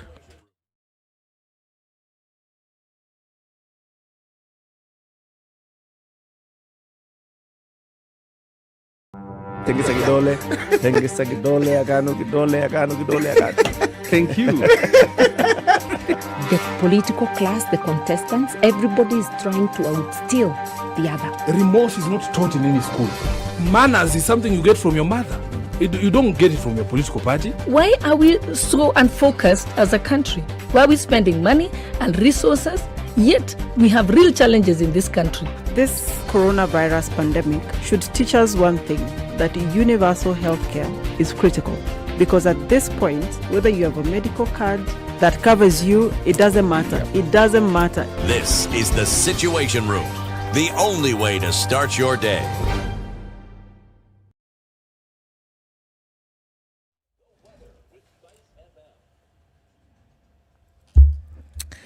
Mostly cloudy conditions in Nairobi this morning. We'll see highs of 25 and lows of 16 today.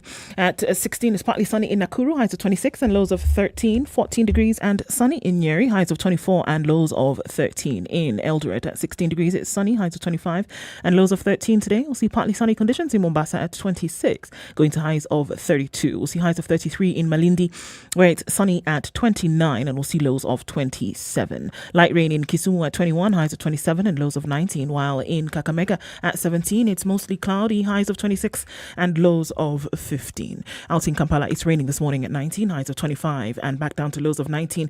And in Dar es Salaam, heavy thunderstorms at 25, going to highs of 30. Johannesburg is sunny at 16, highs of 24 and lows of 13. And we're looking at light rain now in Lagos at 27, highs of 33 and lows of 27. And Kinshasa is cloudy at 23. That'll be the low for today, and it'll go to highs of 33.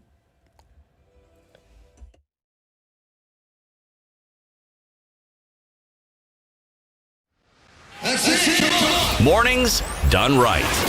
94.4 Spice FM. Okay, Nairobi. still now we are in traffic hour officially, and it looks like quite some traffic in many parts of the city today. Bumper to bumper action on Mombasa Road, and this is coming out from the Weybridge going towards the SGR. It slows down a little bit, but it's not going to get too crazy. As the roads open up, it looks a lot better. Uhuru Highway then from the Nyeri Stadium roundabout out into the city, we see that building up quite some, and then it goes all the way into Westlands. Westlands inbound coming from Wayaki Way, and then out from James Gishuru, Red Hill Link Road. There's the option to get away from the traffic that is building up all the way to Chiromo, and also on Ring Road Westlands. On the Thika Superhighway, hot and heavy, I tell ya. Past that outer ring junction, we're going now towards Thika Town with traffic, and bumper to bumper action on Kiambu Road as well, which looks like in and out traffic, but what it is many lanes of inbound traffic. All right, what else do we see? Rilo Dingo Way, that still continues going towards Gong Road, and you get out into the city with quite some there as well. Traffic hour has just begun. Let's take a look at what it looks like in about half an hour or so. Tell us what's going on in your neck of the woods. Let's talk on SpiceFM KE on Twitter. Text 40127.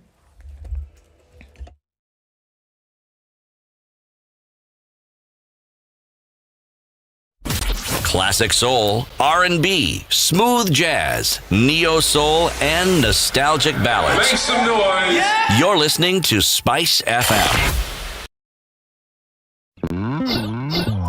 The only way to live your best life is to create a balance between work, love, and play. Smoking shisha and releasing things on your smoke like a Subaru. Right. You understand what I'm saying? Yes. And you want God to give you a man who has a mission and a vision. You may create an illusion of because he's younger, he's interested in me or he likes me, but he's using you. Text the word adult to 22840 to get the latest clips from Adults in the Room directly to your mobile phone. SMS adults to 22840. The Adults in the Room.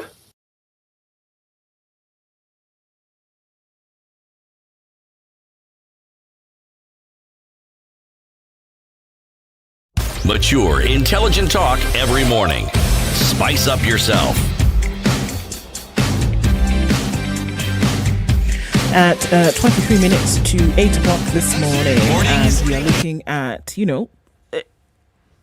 and even as I'm stumped to think about the many horror stories you've told about farmers who have had to, put their practice aside because they're not getting the support. I'm interested to note, Prabka, how is private sector clearly where you stand with KCIC? How is that now working in tandem with government?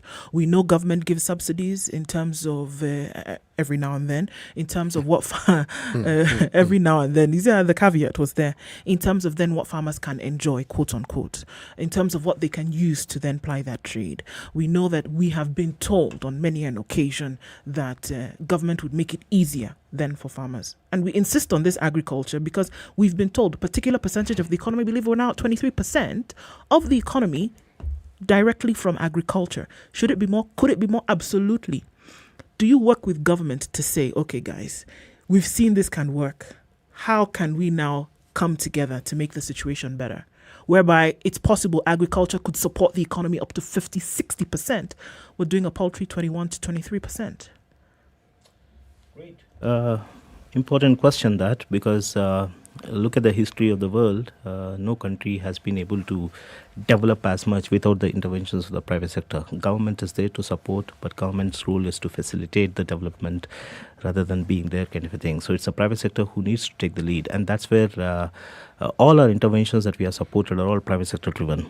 All the 1,800 enterprises that we are supported are all private sector companies doing some fantastic work in the agriculture space and various other sectors and other innovations as well.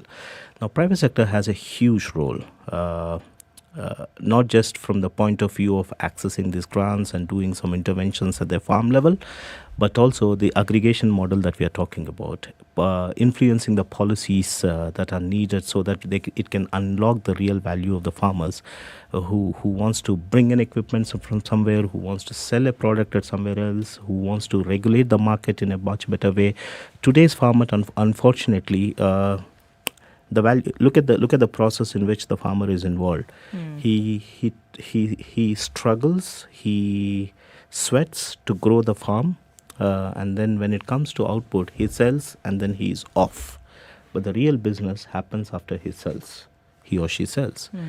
From the time of selling to product packaging to processing that to adding some kind of value addition to it to exporting, farmer has no idea what's happening, right? And that's where I think private sector has a bigger role to see, hey, you have done the fantastic work of growing this beautiful product here and service here. Can you now be involved in the entire value chain so that you know what really is happening? And from the customer point of view, what are the kind of feedbacks we are getting? From the buyer's point of view, what is that they are looking at, so that you can go back to your farm and kind of use those inputs in a much better way so that you can improve the quality of the product and service. And in that sense, the farmer also is kind of benefiting not just from producing and selling, but also looking at the entire value chain of the entire product. That's number one. Number two, the private sector again has a role in terms of capacitating the farmers, in terms of providing that kind of crucial awareness that is needed, information that is needed to the farmers, and more importantly, buying at competitive prices at the farmland. That's something that the private sector needs to do. We are working extensively with the private sector, also with the industry bodies, for example, the CAMS and the KEPSAs, the Kenya Bankers Associations and various other organizations to kind of help deepen this process of involvement of private sector across all these sectors, across all the agriculture value chains.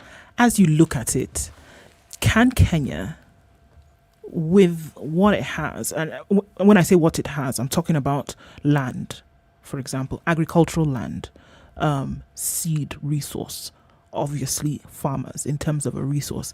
Can Kenya support itself and get to the point whereby you have surplus, which is then for export? And this is across board, whether we're talking about food harvest, whether we're talking about harvest for animals, whether we're talking about crop for other things, propagation, etc. Is it possible then for Kenya to be self-sustaining with the resources available and these technological inputs that we are talking about? Look at the current situation. I mean, we are seeing today rainfall, but we haven't seen this hot Nairobi or Kenya for I don't know how many years. And what does that happen? What's the impact of that? The farmers will be deeply impacted. There'll be really challenges in terms of the droughts that are really hitting us. Coupled with that, the food security issues are obviously going up. And third issue is population is also growing up, which means they need more food, they need more various things. So one is we becoming surplus. Second is we providing to the demands of the local markets itself. To answer your question, I would simply say yes, a firm yes at that. But before we celebrate that, I think there are a lot of nuances that we need to tick off. There are a lot of boxes that we need to address before we can truly say that, we can become a surplus country and all those things. There are some basic things that we need to put into frameworks. There are some basic things that we need to provide support. And once we do that, obviously, it's a fantastic soil that we have here. We have 20% of Kenya, which is arable. If you convert that into some kind of mechanization, I'll give you another example, avocados. We've been growing avocados since ages, right? But we've been growing it in a very traditional manner. I mean, we grow it, we pluck it, we buy it, we sell it, we are done. Now, we are started to export it, and the export companies are bringing in newer technologies and newer machineries. What is happening with that is the productization is improving, the packaging is improving, as well as the quality, as well as the pricing of that particular fruit is increasing. So we need to do all these things before we kind of declare ourselves we are sustainable, and now we are ready to open our markets to. We are already exporting the flowers and all those things, for example. Yeah. The issue and the discussion around value addition is one that always creeps in when you're talking about whether it's agriculture or manufacturing, but more so in agriculture. Now, we have a coffee industry limping along. We have a vibrant tea industry. And it's in this industry that the discussion around value addition has been but a discussion because it's been talked about. We've given examples of where our tea goes. We've given examples of countries that don't even have a leaf of tea being referred to as some of the biggest exporters in the world, etc., etc., etc. Now, when you finance SMEs and you advise and you encourage people to look to value addition because that is the only way you can actually fully benefit from your product. You also said that alongside this, you also help with policy discussions because given the people who support your enterprises, they're the sort of people who also support big government enterprises. Realistically, how far along this road of value addition are we when it comes to agricultural products in this country? Well, I don't know whether we can put a percentage to it because by the time we started this discussion, by the time we ended, there are a couple of new innovations that would have been hitting the market, right?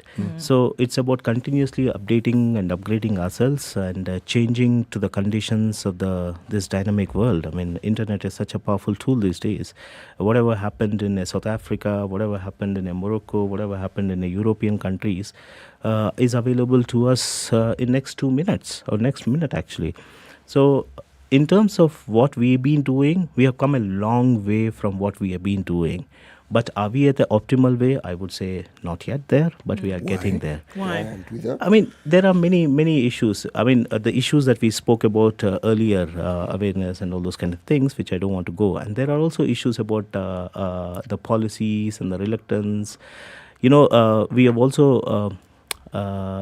It works two ways. There is on the other side of the table where we need to have these frameworks, guidelines, policies, systems, information, technologies, all these things. On the other side, it's about my own initiative as to what I can do to help my own farm, my own family, my own country kind of a thing. So it's about that initiative as well, which is kind of, we are happy with what we are, unfortunately. And then... If you take that to a next level, I think that's where the real value additions kind of thing will come up. You know, in the presence of overwhelming ignorance, there can be a lot of happiness. Yeah, exactly. Ignorance is bliss, after all. It is. So they say, because we talk about, well, I'm still on the subject of value addition, and we talk about export, and we talk about packaging, and we talk about, but if I look at the statistics that we have currently, over 70% of the people who are employed in this country are employed in the agricultural sector. Okay? Now, what it tells you is that a very large population of this country who have to eat. You see, the thing about agriculture and the produce, they are not things that you interact with on a whim. They're things you need. Exactly. Simply to stay alive. So yes, export, supermarkets, good. But what about the day-to-day needs that people have? Yes, they go to the market. But with innovation, as you say correctly, I may not need to go to the market. I may not even need to go to the farm. I simply need to understand what appliance I need to have that same farm product come exactly to my house. Now, that particular market, which in my view is a huge market, there's that small individual who has his business within, say, a village or a community or an estate. The understanding was that they would go to, say, Wakulima market. Again, that is no longer necessary. You don't actually even have to go to that same farmer who takes their goods. They can actually bring it to you. Again, innovation through ICT. How much have you contributed to this particular shift, and how successful is it? Well, I mean, it's parts, in depending on the location of the farmers. I mean, not everybody can do that thing where I can go and supply to an estate. Not everybody can do it because not everybody even understands how it works. Exactly, and not everybody has that ready-made available market available to them as soon as they are sowing the seeds kind of a thing. So few people have to struggle to get that market, but few people who have the market, I mean, there is we have a service called business advisory services, and through these advisory services we handhold them for a 9 months to 12 months incubation or acceleration cohorts, through which we kind of discuss their day-to-day activities, and we kind of discuss their day-to-day markets, we kind of discuss their everything. And innovations do come in during these discussions for 8 to 9 months, 10 months. There are newer way of doing things, there are newer way of buying, there are newer way of selling, there are newer way of growing. Various things will come up. So in terms of how successful it is, I would say fairly successful for the enterprises whom we've been onboarded, but that's just tip of the iceberg. We feel sad that we are unable to support more, because when we do this call for applications, for example, we get an applications of around 20,000 applications. For how many slots?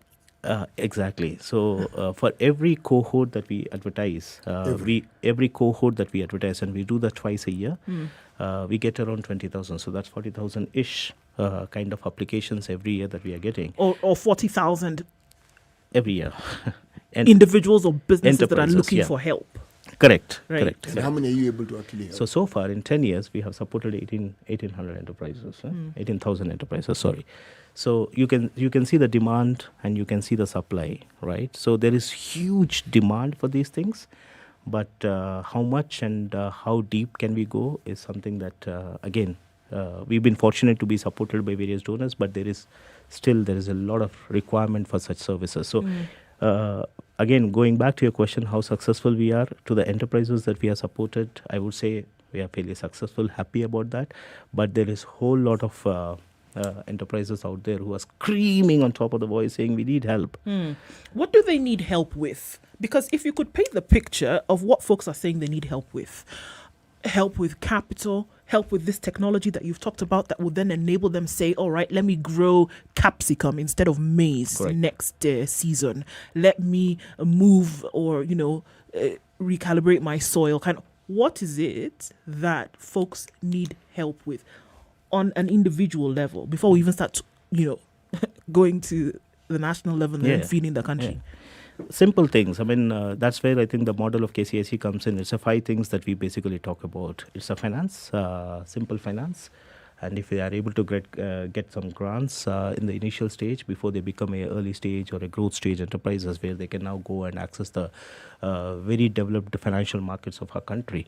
So that's number 1. Number 2 is about this technical assistance. It's this information, it's this knowledge, it's this, you gave the right example. Instead of growing maize, can I grow capsicum? I mean, who will tell me that? I don't know, because I've been growing this, my parents have been growing this, my great-grandfathers have been growing this, so that's all I've been known. So how dare you not grow maize? Exactly. Right. So that's number 2. Number 3 is, if they're coming up with some product kind of a thing, again, whether the product will work, it's an investment, and how deep can they go into their pockets to fund their own investments at a local level. At one point of time, they do require assistance in kind of successfully commercializing that particular product, including the pricing of it, including the technology aspects of it, including the product specifications, the features, various things that needs to be, again, subject matter experts needs to kind of help them. Information is powerful, so it's about getting that right information, and then we had a typical case where one of the enterprises had a fantastic solution, and for that to work, he need to import a small equipment, and that equipment was taxable in this country. And that's something that is working towards the greening of the country, and it is something that's going to help address a critical problem of the society. So we had to do a lot of advocacy in terms of coming up with some policy change so that becomes tax-free and the product becomes affordable. Had they imported that product with the tax kind of cost implications, the product would have been out of competition before it was launched. Right, because of the pricing, because of the various competitions that we are facing in the country. So we had to do a lot of advocacy. So these are the kind of basic things that they need, and access to quality seeds, access to right kind of method of doing. How do I grow it? What time do I need to water it? What time do I need to harvest it? Those kind of basic things is what they are looking at. There are bodies in this country, the Canada Agricultural Research Institute, CalRO. There are institutions in this country that do stellar work, that are basically saying, come and see what it is that we have to offer. They have techniques, they have information, they have expertise, but it seems as though they are sitting in a corner and not then being able to branch out. Because from what we've read, from what we've seen, organizations like Kauro would be able to essentially lift Kenya out of the agricultural mess that it is in currently. But those things are not being used. I hear you say something like removing the tax on a particular product that would essentially help farmers, but it would help the country as a whole. Where do partnerships play in some of these things? You have organizations that sit here who have some of Kenya's brightest, doing the work. Organizations like yourself here, clearly doing something that's helping people. 40,000 and then 18,000 over 10 years having been helped. 40,000 per year needing help.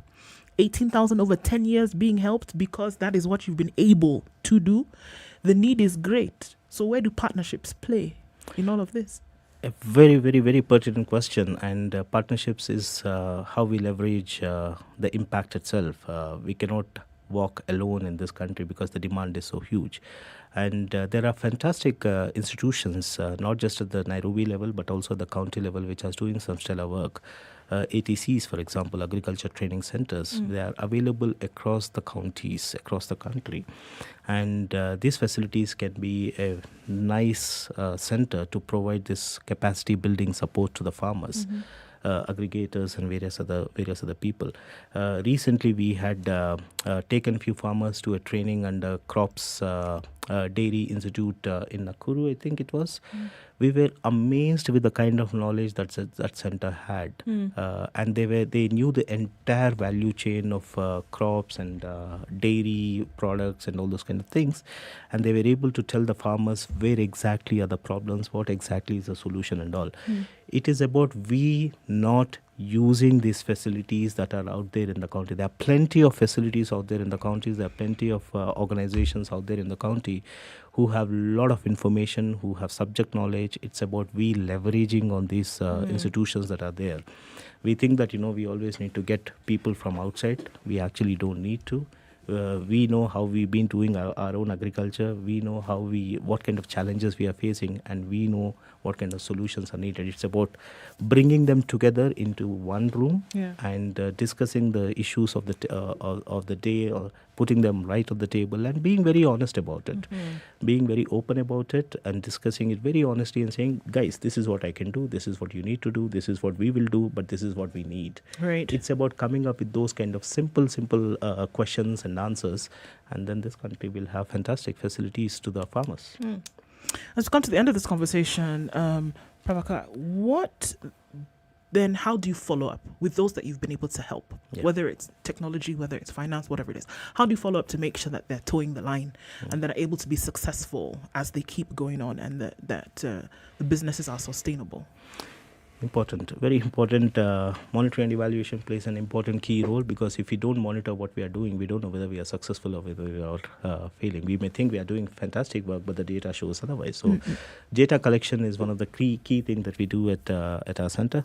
We have our own in-house people who kind of set up some monitoring and evaluation systems, and we also set up something called as alumni networks, as well as we have this network of mentors who go out there and help the enterprise. So when we onboard the enterprise, we kind of tell them that we do require for you to share the data, not for your own good, but for the overall good of the enterprises that we are supporting. So we almost on a daily basis, we do analyze this data as to, like the data that I told you, $70 million is what these companies have raised. Right. How did we get the data? We got this data from the enterprises whom we have supported, right? So we have mitigated CO2, 300,000 tons of CO2 that we have mitigated. Now, again, how do we get this data? By collecting the information from the enterprises. So we kind of follow up through these alumni networks. And then we also work on a conveyor belt. When we do the startups at KCIC, then the early stage companies who have grown from the startup, we are able to now see the product, touch the product, feel the product, able to sell the product, but their requirements are slightly different. That's where we have another subsidiary called KCV, Kenya Climate Ventures. They also come and invest into early growth stage companies and the scale-up companies. So we kind of help them all the way, see them through so that they don't fail on something that they have started. Excellent. I think good conversations to have started, important conversations to continue in terms of how this will work out in the future. Our guest this hour has been the CEO of the Kenya Climate Innovation Center, Mr. Prabhakar Vanam. Thank you for being with us this morning, and we hope to have these conversations with you in the future to see how things are opening up and becoming more resourceful in the country. Thank you for that. We're coming round to 8 o'clock when we talk about the food crisis that is looming in the country. And we'll be doing that with our next guest at that hour. Thanks for keeping it Kenya's biggest conversation. It is the Situation Room. It is now 8 o'clock.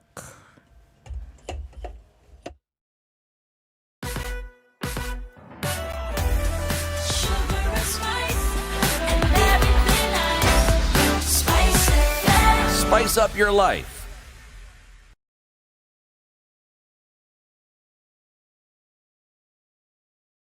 The latest news from around the world. 94.4 Spice FM.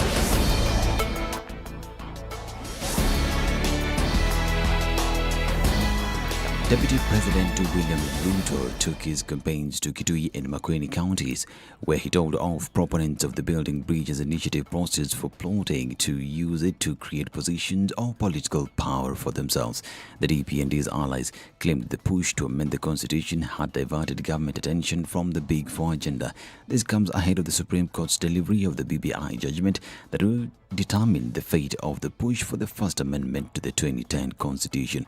Newswire and entire Standard Media Group will be following up on that verdict tomorrow, and be sure that we'll bring you the latest from that. Now, Kirinyaga Governor Anne Waiguru has urged President Uhuru Kenyatta to have a handshake with his deputy William Ruto and stop supporting Raila Odinga for presidency. Waiguru said he is likely to face a humiliating defeat in the August polls should he continue supporting Odinga. She said President Kenyatta should abandon his Raila he terms as a project and allow a free and fair context between Ruto and Odinga. The governor claimed that the head of state has been misguided that Mount Kenya region is supporting his political choice by some government operatives. Now, more than 900 aspirants eyeing various elective seats have applied to contest as independent candidates, with the number expected to rise amid fears over party nominations. Registrar of Political Parties Anderito says 650 applicants had been cleared and their symbols approved, with those keen on vying as independent candidates having until May 2nd to make their submissions. The registrar has at the same time ruled out the reopening of party membership registers after last Saturday's registration deadline. And former police spokesperson Charles Owino is set to deputize Nicholas Gumbo in the Siaya gubernatorial race in the August elections. This is after he ditched the Orange Democratic Movement and instead opted for the United Democratic Movement. Owino was received into UDM by Mandera Governor Ali Roba at the party headquarters. Owino had joined ODM in March after he quit the public service. He had been expected to battle it out with the Siaya Senator James Orengo, who was among other aspirants for ODM's ticket. And Senate Speaker Ken Lusaka has suspended hybrid sittings of plenary beginning tomorrow in what he attributed to the decline in the number of COVID-19 cases in the country. In its communication before the House, Lusaka, however, noted that House committees can still continue having hybrid meeting while discharging their duties. The decision was ratified by the Senate House Business Committee. The House in July 2020 amended its standing orders to provide for virtual sittings owing to a spike of COVID-19 cases then. Tomato Security and the United Kingdom Embassy in Kenya has urged its residents to desist from travelling to a number of areas in the northeastern part of the country in April. This comes after the National Police Service announced that it would heighten security in different parts of the country next month owing to increased activities in the period such as Easter and Ramadan's festivities. According to the British High Commission, there is a heightened risk of terrorism during religious days, including terrorist kidnappings.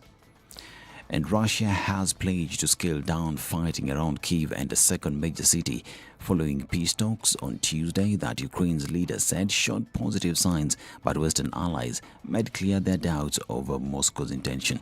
Details filtering from the talks in Istanbul raised hopes after more than a month of war that has left thousands dead and millions displaced.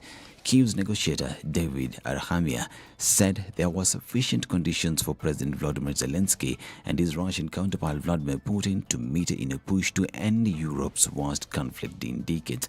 On the Russian side, chief negotiator Vladimir Medinsky called the talks meaningful, while the country's Deputy Defense Minister Alexander Fomin reported progress on the neutrality and non-nuclear status of Ukraine, which are two central Russian concerns.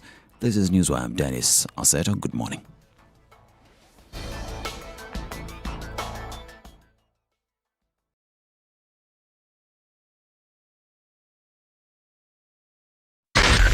SpiceFM, Nakuru.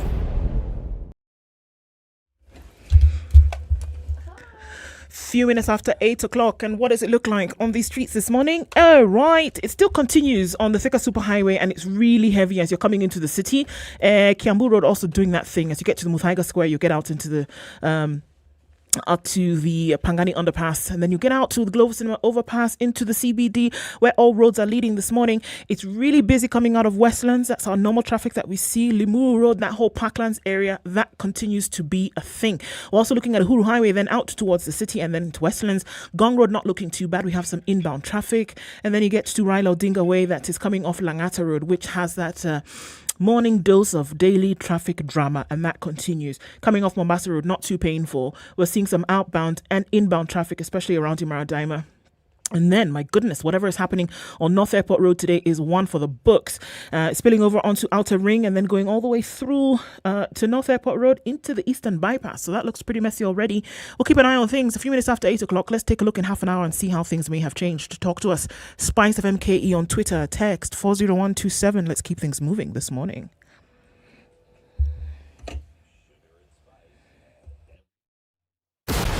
Sugar and spice and everything nice. Oh, yeah. You guys having a good time?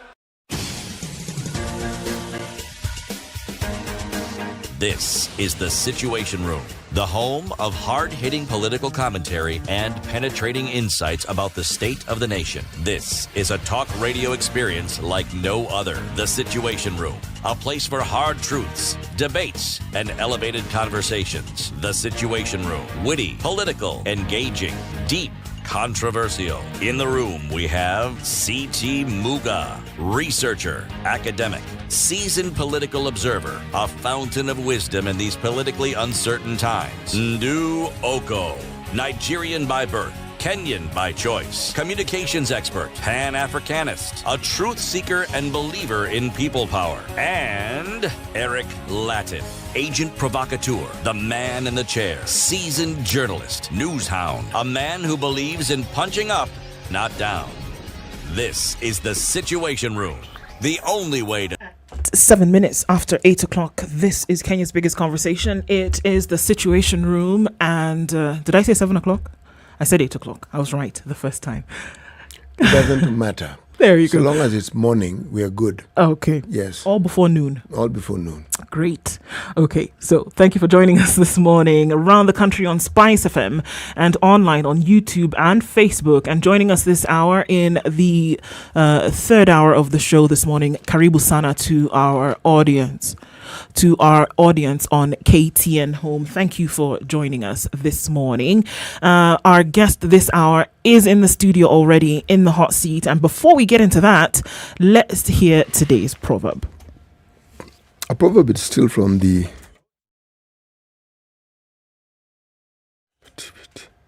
Thank you. Now, we are still in the country of Chad.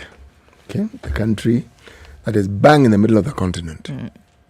It is surrounded by other countries in every direction: north, northeast, west, west, north, south, southeast, south, north. Whichever direction you choose, it's surrounded by some country or the other.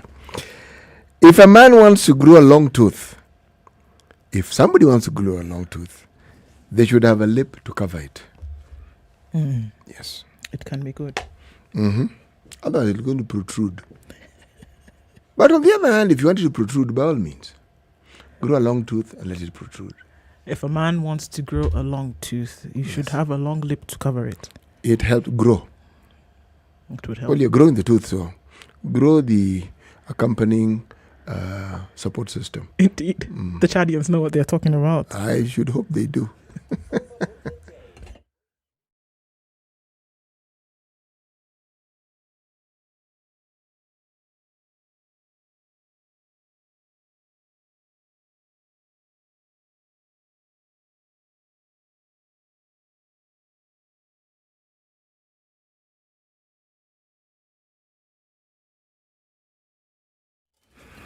All right. At 9 minutes after 8 o'clock this hour, we're having a difficult conversation. Our guest is in the hot seat already. Good morning, and Nema Grace Mutemi. Good morning, Lou. How are you? Very well, thank you. How are you? Karibu sana. Asante. You are in the hot seat this morning. And unfortunately, the issue is a hot one. So you're just going to have to go with it as it comes. Nema is the lead at Green Scorecard. And we're going to ask you, of course, what that is before we get into this topic. So what is Green Scorecard, first of all? And what does that do? So I'm the lead of the scorecard at the Green Thinking Action Party. So the Green Thinking Action Party is one of the political parties in Kenya. We are preparing to play a role in opposition in the coming elections. But being a green party, one of the green parties in the country, we thought about getting into politics differently by driving a very deliberate agenda and focus to green issues, environmental issues, sustainability issues. And that is what we call the Green Scorecard. So the Green Scorecard isn't a program. It's bigger than a program. It's embedding everything that we do politically from a lens of how does it rank or if you rank it on a Green Scorecard. So, for instance, issues of governance, policy making, they all have a carbon footprint, a water footprint, So when you think about the ecosystem, the air, the land, and below the land, or below the seas, each of those areas of our environment need to be taken into account when we're making decisions. And I think that there's nowhere else that this becomes a very serious topic of discussion than in our food systems and food security issues. Who decides what the appropriate variables in the scorecard are? And who determines the ranking, and who determines that this is what it ought to be and this is how we ought to look at it? It's still early days, and there's precedents in other parts of the world where this has already taken foot. It's not supposed to be driven by just one party, and we're not being selfish about it, as a political party, because we also need to be ranked on that, because we believe we'll have some people in various parts of government. So it is an open conversation, starting with experts, but then also open to the members of the public to also criticize it. So when we launch it, we're going to launch it as an interactive tool. I like what you're doing. Yeah. I'm merely asking that when you say you are looking at something through certain lenses, yes, clearly there are parameters. You're saying, something. For you to be green, you need to be this, you need to be the other, and you need to be the other.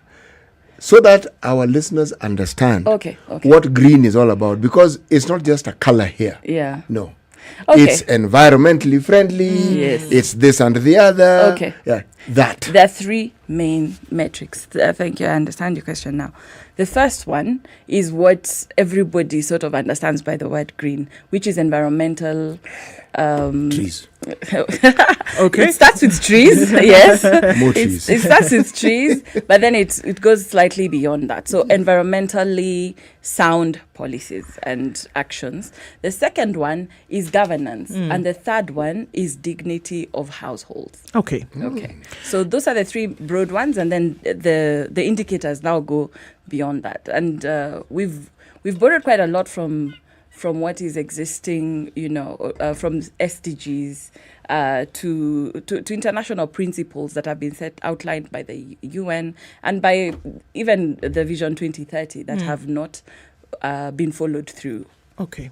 You wear different hats, Nema, and to have this conversation, I think it's important to set that, because you've worn the hat working with the Food and Agriculture Organization globally. You've worn the hat of working with the Ministry of Agriculture here in the country. So obviously your mind has worked in this sector for Her mind is green. Indeed. For a very long time. So not surprising that you would now be part of an issue I would go ahead and say issue-based party, then is going to now look for certain things, hoping that they become part of the national conversation and national psyche. How important is this issue right now as we are going towards elections, as we are going towards a new political and administration? How important then is it for us to be looking at these environmental issues, these green issues, these agricultural issues, food and security issues? I think there's nothing more important than food. You know, I've worked in agriculture. I started almost by mistake, but I've ended up working in the agricultural sector for more than 13, 14 years now. I started as a communication expert, and then found my way in, reviving 4K clubs and, doing quite a lot that I had never set out to do. But I trained as an environmentalist, that's what most people don't know. My first degree is in environment. So the food conversation has got to be front and center of our politics this year. Whether we like it or not, we are a country that is a net importer of food. And that... Wait. We are a net importer of food. Yes. Most of the food, net importer. Most of the food that we consume is imported. Yes. Okay. So, but let's start. This is a conversation, right? It's not an interview. So, let's start with, what do you call food in your home? Why do you think I'm wondering so loudly? Because I'm thinking, what? What is it that you call food? Just basically, look at the last 3 days. What do you call food in your household? Ugali. Number 2? So you asked me. That's it. Okay. No, I mean, we eat other things, surely. What are those other things? Main. We eat green vegetables. We eat beans, peas. Do you call beans and green vegetables food? What is it that you call food? The first thing he said. The first thing I said is ugali. See, I started off with so that is the base. Yes, ugali. Okay. Then everything else follows. The other things the snacks like chapatis, rice, things like that. So when you look at ugali, we are a net importer of ugali. We are? Yes. Seriously? We do not produce enough maize in this country to feed the ugali population. Okay. So where does all this maize go? This on which we plant and we put in the cereals board warehouse and so forth. We grow, even if we produce, we still depend on trade. We always have a deficit for maize, and that's why maize is always a headline issue. How big a deficit? Very, very large. I did not come prepared to answer. Do not worry. But it's big. The questions. But we are a net importer of maize. We have a net importer of rice. We are a net importer of wheat. Those are the three things that most Kenyans do. And let me look at Ndu for a minute, because she grew up on a different experience. Ndu, what is it, where you came from? What is it that people call food? Well, see, this is a thing, because it depends on what part of the country that you're in. But here we are, of course. If you're in the south, you're looking at your root starches, which is your cassava, your yam, etc. If you're in the north, then you're looking at your grain starches, which is your maize, which is your wheat, your sorghum, things like that. So depending on where you are north, because of the climate, the food crop is different. And then in the south, so you're looking at root starches and then grain starches in the north. But it goes along the same line. No. It looks similar, but it's not. Because in some of those countries we've mentioned, in the south, even our neighbors, Tanzania and Uganda, are not net importers of food. They actually grow maize for Kenyans. They do not have a high consumption of ugali like we do. But the point here is, we should be dependent on food that we can produce locally to feed ourselves, and that is a very interesting conversation to look at during the election, because we depend more on trade than production for our food. Right. And that changes the conversation, because now we enter into the dynamics of what is the political economy of food insecurity, and who benefits from these shortages, the perennial shortages that we have. You're almost saying, and if I'm going to put words in your mouth, you'll forgive me later, but you're almost saying that some of the shortages that we see, there's a high possibility that those are manufactured shortages in order to benefit a few people. Before you can answer that, we saw the story that did come out yesterday. Kenyans should brace for serious food shortage following an admission by the Ministry of Agriculture that they need to raise a certain amount of money to offer subsidized farm inputs ahead of planting season, which we are quickly getting into now. right? The admission comes at a time thousands of farmers in the country's food basket are preparing to plant during these long rains seasons, but are unable to purchase inputs such as fertilizers, whose prices have rocketed. The agriculture CS yesterday said that his ministry requires 31 billion shillings to ensure inputs are brought to an affordable level, but it cannot raise the funds due to budget constraints. So Kenyans are basically being warned that there will be, number one, food shortage, there will be high prices, higher than are currently the case. And then now here, Nema is telling us that the food that is being consumed in this country, most of it comes from outside anyway. How bleak is this situation? Well, you've put quite a lot on my desk and in my mouth. It's not as simplistic as saying it's a manufactured problem. And I get the temptation. I get why you get tempted to quickly summarize. Why don't you succumb to the temptation? Please. Just go along with us. It's not that simplistic. It's a lot more complex than that. And it's not it's not the fault of one person or one office, This is something that has taken generations to manufacture, if we are going to use your word. Generational fault. Okay, go on. Because the maize we are addicted to, we have to remember, was imported. We never actually, indigenously, we cannot take ownership for maize. We cannot take ownership for rice. We cannot take ownership for chapati, which we gladly imported from the Indians when they came to build the railways. So what happened? What happened is through the process of colonization and thereafter international trade, we have abandoned what we actually consumed sustainably.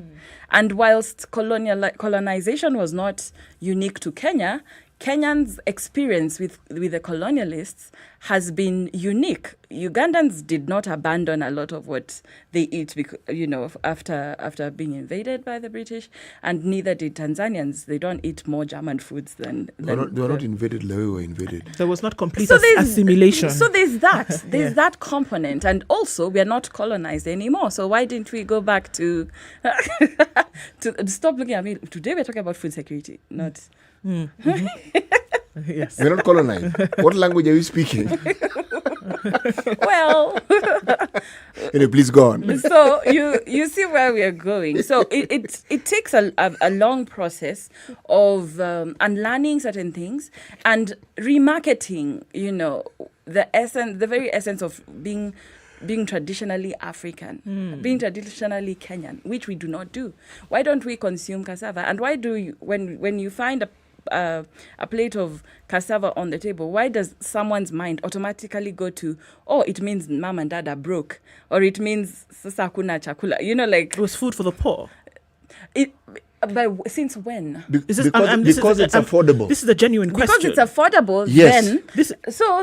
Then now we are saying that Kenyans are bracing for food shortage. Are they really bracing for food shortage or bracing for maize shortage? She's asked a valid question. You know why? The conversation of shortage seems to be more conversation of urban areas.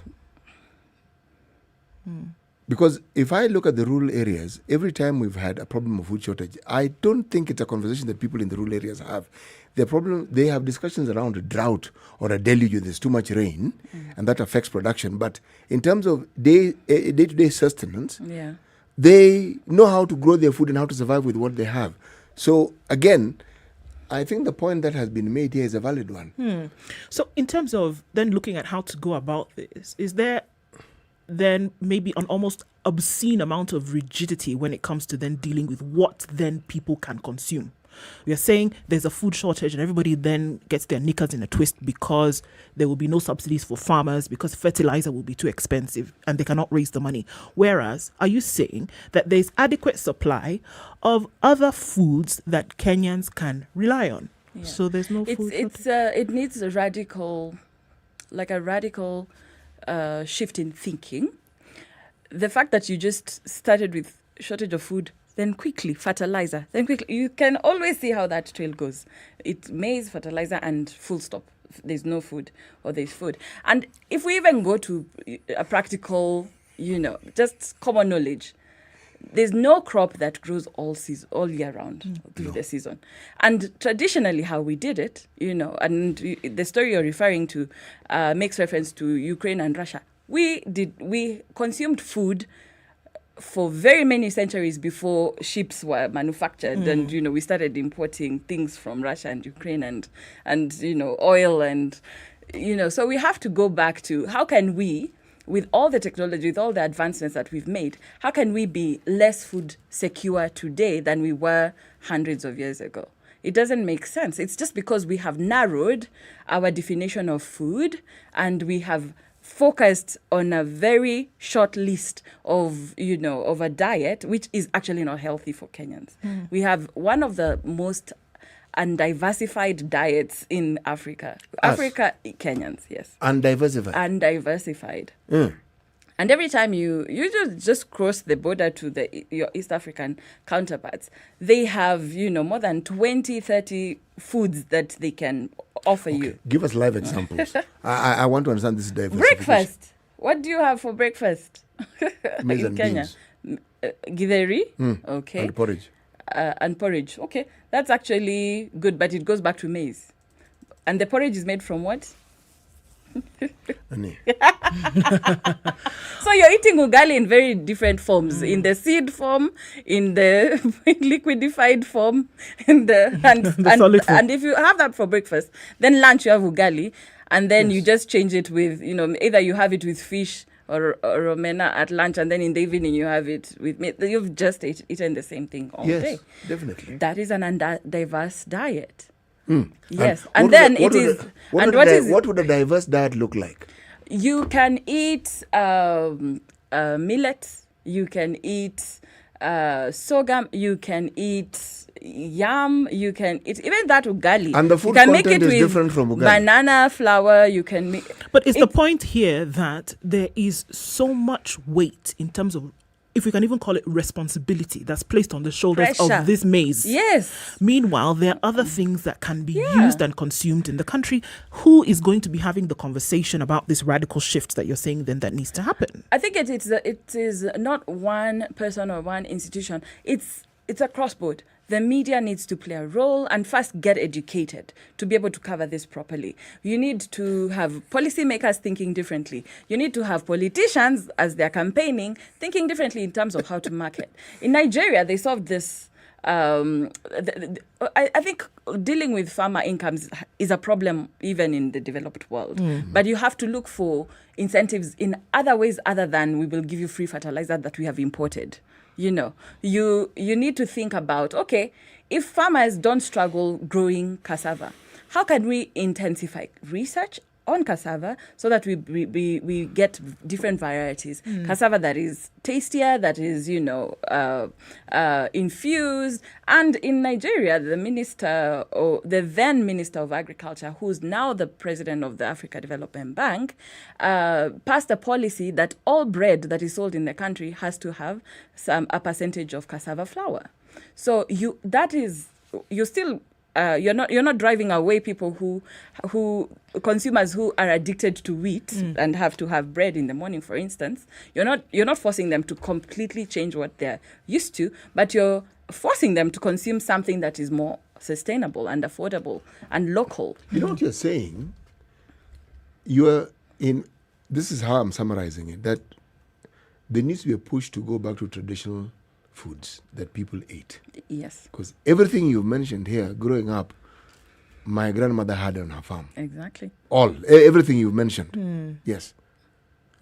And she did not call anyone to say food shortage because... I don't recall. Okay, so Nema, even as this story came out yesterday and then it set people into a bit of a panic. Oh my goodness, what's going to happen? As it is, things are already so expensive. People are having to spend more shilling for filling, and then you're saying that there's going to be a shortage which would inadvertently raise the prices of things that are already considered high. How are we having this conversation in the short term? Because this thing that we're talking about, where there's going to be a shortage, is not a next year conversation. It's a tomorrow thing that we're talking about here. What needs to happen now? Or are you saying, as far as you're concerned, there really is no shortage and we just need to diversify then? Okay. It sounds simple. Eat something else, if you can't afford bread, Eat cake, all right. at the expense. I think this might be used against me in future, but Definitely. it's Definitely. if you can't afford ugali, why don't you eat something else? However, even that something else, because it has been neglected for so long, might not be readily available in the volumes that we want to. So there's that beginning to think different and beginning to insulate ourselves for the future is an important step to take. However, in the short term, I don't think you can actually have a comprehensive solution in the short term. But you can begin to put enough pressure for that systemic thinking that and locking of ourselves onto ugali to change, because we have had quite a lot of conversations. There's a policy. Did you know that the government has passed a policy on flour blending? You're not supposed to be consuming ugali in raw, let me just call it maize flour. It's raw ugali form. Has to be blended with other and this is which government passed the policy? The government of Kenya, current government, I think over 4 or 3 years has been pushing for a policy to blend to reduce Pushing the pressure. The millers and the manufacturers. Have you heard of this push? Including the Unga Limiteds and all that. Them themselves, because it's the pressure that you're talking about, them themselves are pro blending the flour. But this is a conversation we need to push to consumers, because if consumers don't want to buy, flour that has been blended, you're going to have a problem pushing that product. So even though you have goodwill from government and private sector, you still have to change how Kenyans think about it, because there's a lot of stigma with some other foods, especially cassava. I mentioned cassava because I come from Ukambani, and cassava is what readily grows. It is tolerant to drought, but nobody wants to eat it, in different forms because of those traditional. I don't even think traditional is the word for it, but because of the perceptions that we've grown up with. But it and is the traditional attitudes. because those are traditional foods. They were readily available. People ate them. What you're talking about is the thinking that people have grown into over time. Over time. And please. I know I want us to take a break. It's 28 minutes to 9 o'clock, but we're having this conversation talking about coming off the back of a food shortage, possible food shortage in the country, whereas we're saying, then is it time to start changing the perspective and saying there's no food shortage? Figure that one out while we eat something else. Worthy conversation to have this morning in the studio with Nema, who is talking to us today about some of these agricultural changes, perhaps alternatives. This is Kenya's biggest conversation. We're taking a break on KTN Home as well. We'll be back right after taking a look at the weather and the traffic. The Kenya's biggest conversation continues.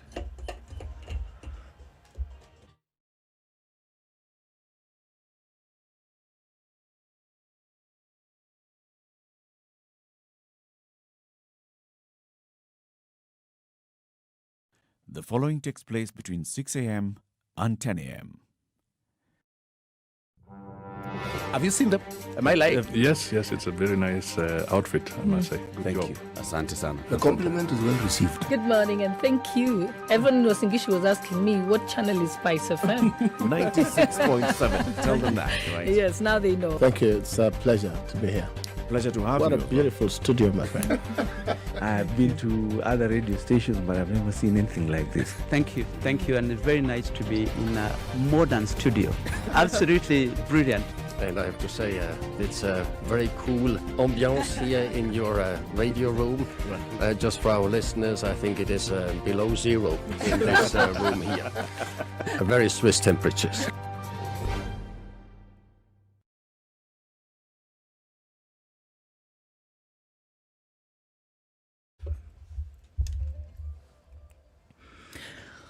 Cloudy conditions in Nairobi. We'll see highs of 25 and lows of 16 today. At 16, it's partly sunny in Nakuru, highs of 26 and lows of 13. Partly sunny at 14 in Nyeri, highs of 24 and lows of 13. And we're looking at sunny conditions at 16 in Eldoret, highs of 25 and lows of 13. It's partly sunny at 26 in Mombasa, highs of 32 today. And we'll see highs of 26 in a cloudy Kakamega. It's raining in Kisumu at 21. Malindi is partly sunny at 29. We'll go to highs of 33. Kampala, raining as well at 19, highs of 25, and we'll see highs of 30 in a really wet Dar es Salaam this morning. Heavy thunderstorms continue, and in Johannesburg it's sunny at 16, highs of 24 and lows of 13. It's raining in Lagos at 27, highs of 33, back down to lows of 27, and it's cloudy in Kinshasa at 23. That'll be today's low. It'll go to highs of 33. Spice FM, Malindi.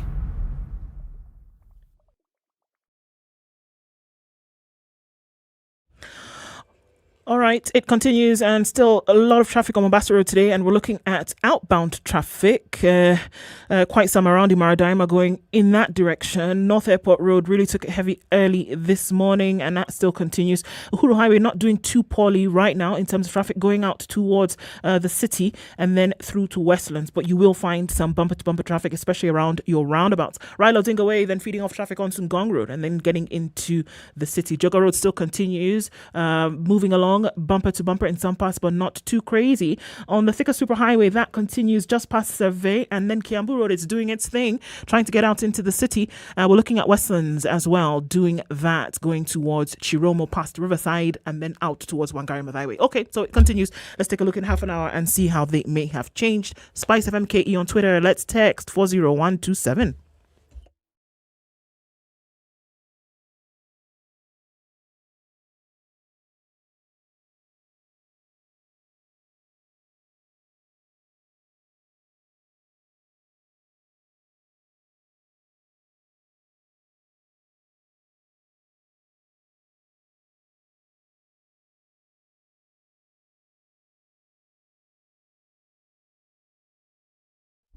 Classic soul, R&B, smooth jazz, neo soul, and nostalgic ballads. Make some noise. Yeah. You're listening to Spice FM.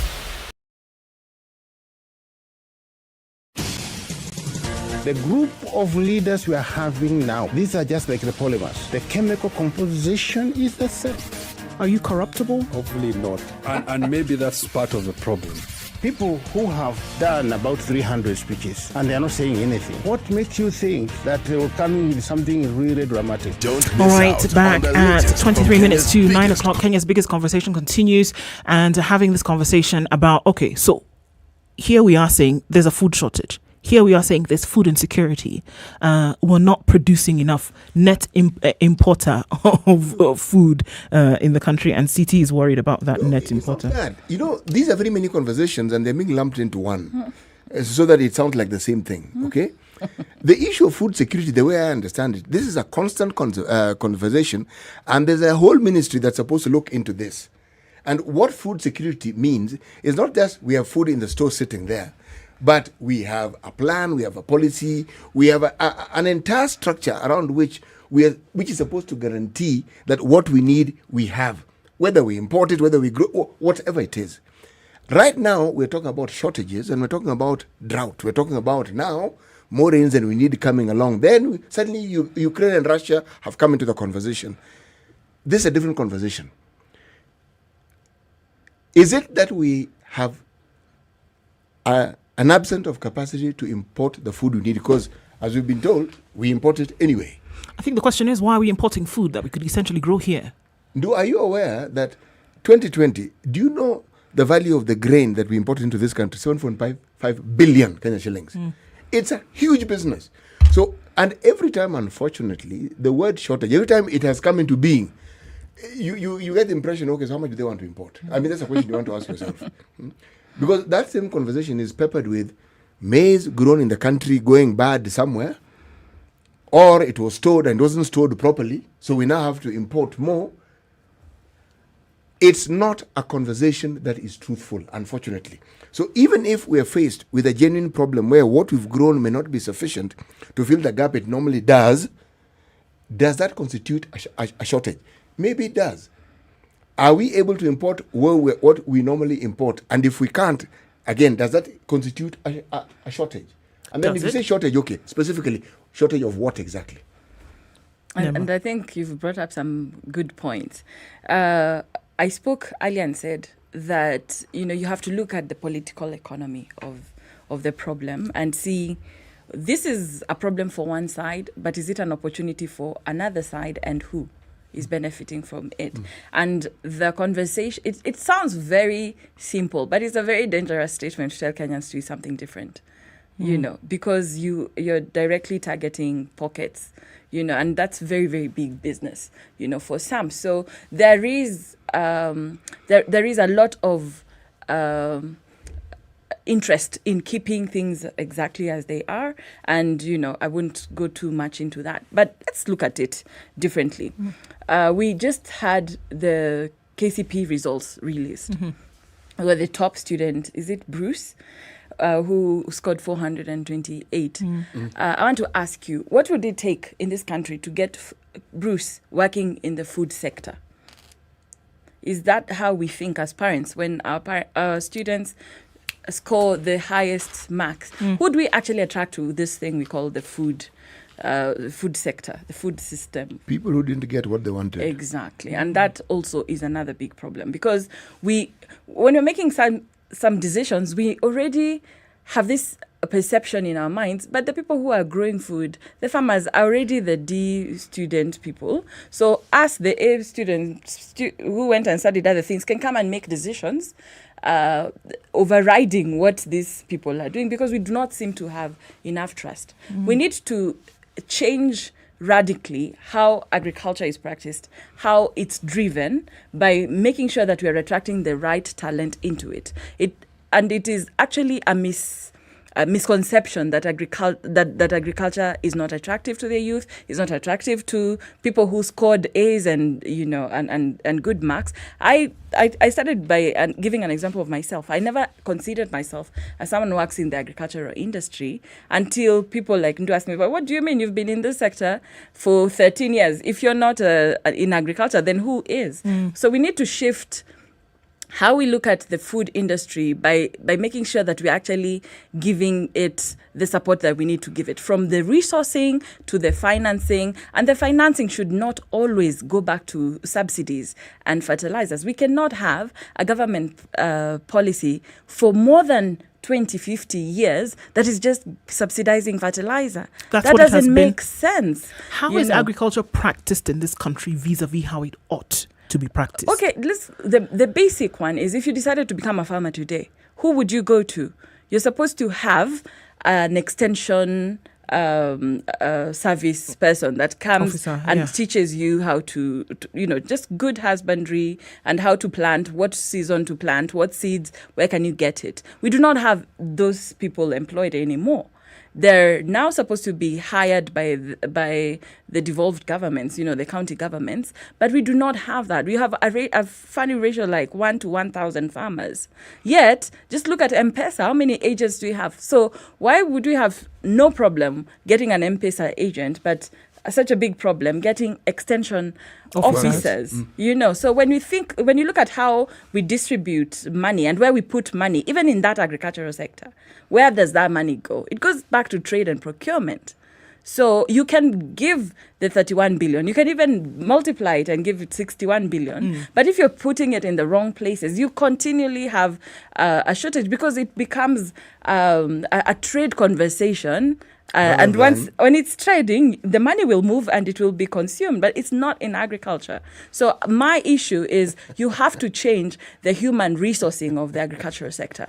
You've got to put enough people. Please repeat that again. That trade conversation.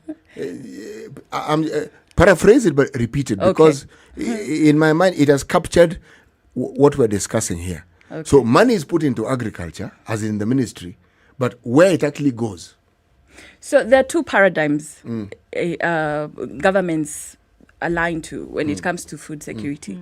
It's either a paradigm of food sovereignty or a paradigm of food trade. Okay? I will leave you to decide which one your country takes on. So you can have food as a conversation that is, if we are invaded, we will have food. If we are Russia and everyone decides they're not trading with us today, we will still have food. That's a sovereignty thinking.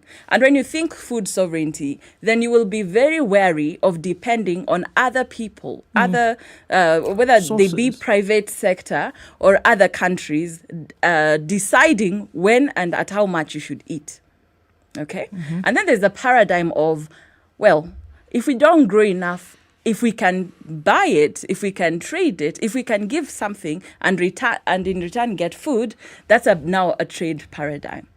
So the problem with the two is when you're, and there's nothing wrong with the trade paradigm, but the common assumption that you make when you're building a food system based on a trade paradigm is that you will always be in charge of externalities. Isn't there also the assumption that when you have this trade paradigm, as you call it, that you have enough for yourself and you have some to trade with? Not necessarily, because you could... Or do you produce it specifically for trade? We like to say agriculture employs 70, sometimes it can even go to 80% of this country. Depends on who's telling you, right? Yes. But what is that we call agriculture? It's flowers, it's French beans that we do not eat, we export. Yes. Okay? So... that is when you're saying trading, like growing fast and then exporting, all that is included.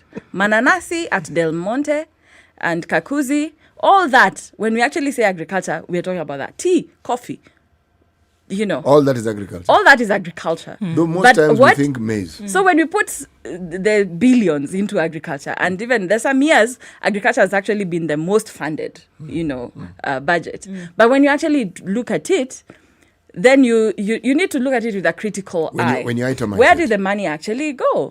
Because we're like, if we are incentivizing, flowers and that, then what difference does it make? And how can we be excellent? We are actually excellent in growing some crops in this country. Like we set the precedence globally, but tumeshindwa ku grow food. Does that sound like a credible argument you could actually take someone through? Why would we be the best in feeding Europe with vegetables, but then somehow we have never figured out how to sustainably feed ourselves? So those are the dangers of the trade paradigm. When we focus on food, and I think what I would go for is a blended paradigm, where we have a little bit of sovereignty to make sure that every county, every governor, if your people are eating is not coming from your county, my friend, you need to put serious systems in place to make sure that you cannot be sabotaged. If you're eating rice and there's no rice in your county, then what are you doing in terms of your food security? Because if counties decided to hoard, and just think of themselves selfishly, then what would you do? And that's the same thing we're doing. And in a sense, I think that's the only benefit we got from COVID. If I was asked, the one benefit that COVID gave us is being forced to shift how we think about survival, and being forced to shift about who we depend on for solutions, and being given an opportunity as developing countries to shift power, because we have given a lot of our power to either global traders, multinational companies, and development partners or donors, and call them by all names you want. But if they're the ones who are dictating crucial things, especially to do with your food policies, then you're in trouble.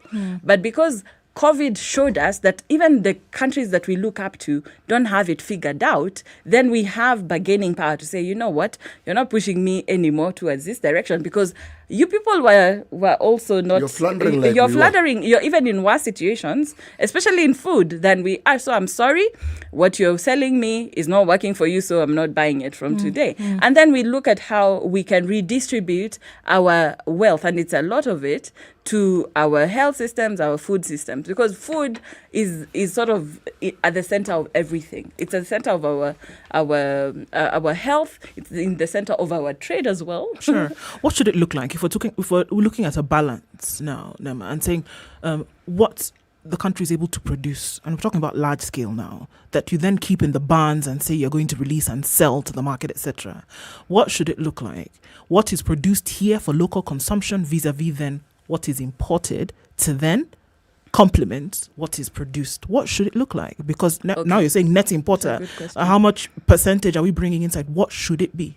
Okay, so first, what should it look like? We let's begin with the consumers, because they're the market, right?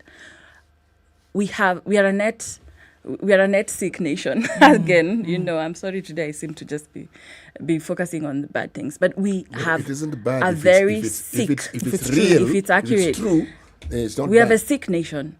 We've got blood pressure issues, we've got diabetes, so when you actually even look at what we are feeding the nation, it's horrible, and we are going to continue to really struggle with treating a very sick nation. So we need to start with consumer research. What are Kenyans actually eating, and why, and what can we do about it? And then you treat Kenyans the way you treat sick patients. A sick patient is fed what they must eat, not what they feel like eating today. So when we start looking at it, in a very practical sense of this is what the Kenyan plate looks like, this is what the Kenyan health burden looks like, and how do we begin to introduce? We do not eat as much vegetable as we should be eating. We do not eat fruits. And when you're talking about an affordability, there are issues now of nutrition affordability. When you now break it down to oranges, mangoes, bananas, tomatoes, things that we should actually be eating to be truly healthy, or even growing in our backyards, because we do not have to buy everything. That's a conversation we need to start from the consumer part of it. Then now you begin educating people, you begin making available what they have, and you need to stop looking at it from an urban lens constantly, because the urban population is still at the trade level. So we need to go back to the grassroots and think about our communities in the context of our cultures, in the context of what is acceptable with our religions and all that, because food is not a universal what do you call it? We are not homogeneous. There's no Kenyan diet per se. You have to go back to our traditional senses and then address the problem in that area, then design a food strategy, county by county, region by region, and then now we create a collective one in terms of how much more fish do we need. Do you know the UN releases annual reports, State of Food Security, and in 2020 we were listed as one of the unique countries where in most countries fish is very expensive and unaffordable, especially to the poor. But in Kenya we have an advantage because even the poor can afford fish in some regions. But then we have to take advantage of some of those indigenous solutions that we have towards food and incentivize them and build on them, and not finish them by just pouring money into fertilizer and NCPB. So who's the driver of this? Or are we looking at multiple drivers of these initiatives that you've talked about? Because food not being homogeneous, number one. Number two, we're saying that shifting the conversation in terms of what ought to be consumed. Who then should drive this? Or is this a combination of factors? County governments. Agriculture is devolved. The function that is left at the ministry is it's purely policy. But agriculture is actually a devolved function. So these are conversations that we should be holding our governors accountable. Our MCAs are the most important people to drive this conversation. This is not a parliament, senate. Yeah, there's room for them, and there's what they do with the budget, that goes to the ministry. But where that budget goes, MCAs, governors. How would it open up? How would it change things? I keep using this example of Ireland because it just paints such a graphic picture in my mind that here was a country that went through horrible drought, horrible blight. But they said, you know what? we're going to look inside and see how we can fix this. And then became one of the largest importers of food on the globe. And the things that they did, being very singular in their approach to saying food will not be our problem. Let us have other issues, right? Yeah. Let's have other issues, but let food not be an issue that you have here. So can you say that whatever shortage, whatever, be it imagined or otherwise, how then do you get to the point whereby you have sustainable sources of food and affordable food in the country? There's no simple answer to that question. That's such a complex. If I knew that, I'd be the president of this country, right? But some could argue that he doesn't. Let me rephrase the question so that I can make it easier to respond to. My understanding of how urban centers feed themselves, yes, there's what you buy from the market, but there are many people who are actually fed by the rural constituency where they came from. Some of these vehicles you see plying our roads at night and the daytime, ferry food to the cities, to the towns every single day. Not what you found at Wakolima Market, meaning I have friends of mine in my rural, every so often there's food stuff that is sent to me. Now, the World Bank classified what we call the Juakali for a long time as the hidden economy. Meaning the structure within which they categorize businesses and how they quantify them, these businesses that we do didn't fit into it. But in the same way, when you look at the way the indices that are used by world bodies to determine hunger, shortages, and what have you in a country like ours, they don't consider the communal mechanisms that we actually have to ensure that people actually eat. Many people who live in this great city of ours, or these big towns, survive because they get food from some other place other than the town itself. Yes. And whereas people go to supermarkets to buy things, within many of our urban settlements, you will find places where, for instance, maize meal is milled on a smaller scale. Everything that you see happening is at a scale where they can afford it. So it is indeed a hidden economy because it isn't talked about, but it exists and is very responsible for how people survive. It's now not so hidden. It's what we call the food system. Okay? So when you talk about food, not just as a packet of ugali and the price tag we put on it in a supermarket in Nairobi, when we talk about the food system and now start thinking about the transport system, the markets, and the roads and the water in areas. If we want to solve food today, just make sure that there's water in every single county. It's a shame how we treat our pastoralists. Those are working multimillionaires, and they work with their millions every single day. When you actually calculate the wealth they have in their livestock, but we treat them as a nuisance, as a problem to be solved.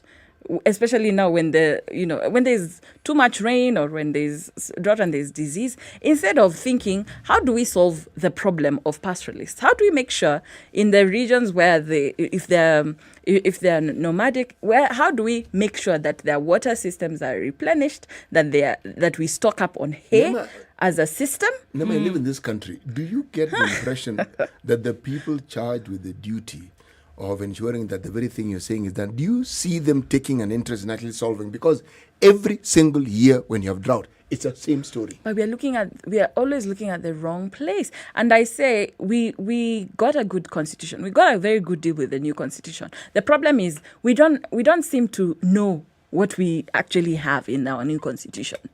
This, if you asked me, this is something that we should be holding those governors accountable. They have nowhere to run. They're actually the ones who should solve that problem. Okay? If you are still looking at the Ministry of Agriculture, and then we will have the same narrative. Or it is the policy on subsidy, because that's the job that has been left there. Or it is, how do we buy Kenya Meat Commission? That's an end result. But we're not looking at it in terms of long look term. at the national government. The amphibious nature of our government is such that, on the one hand, we acknowledge that we have devolution, yeah, and yet funds are still stuck at the national level. but then solve that problem, address that problem, spotlight it, and then make sure that the funds move. Indeed. Do not run away from the problem and now absolve people of their responsibility because of a different problem. I mean, look, I think we can have this conversation for for months, but obviously looking at the importance of now making relevant policy changes to say this is where the focus should be. Unfortunately, an hour runs out really quickly. We have to say thank you to you for joining us this morning, and I think thought-provoking conversations to have and moving on into the future. We're going to say goodbye to our audience on KTN Home. Don't forget the conversations continue on SpiceFM, and we come back and wrap up the conversation in a bit.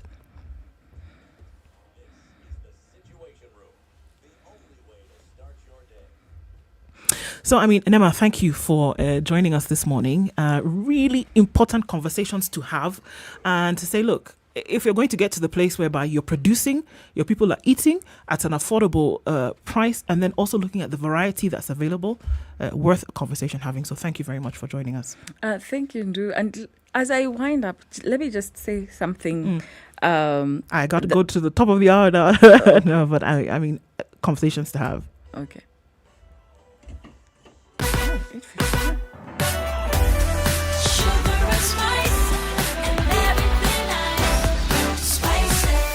Spice up your life.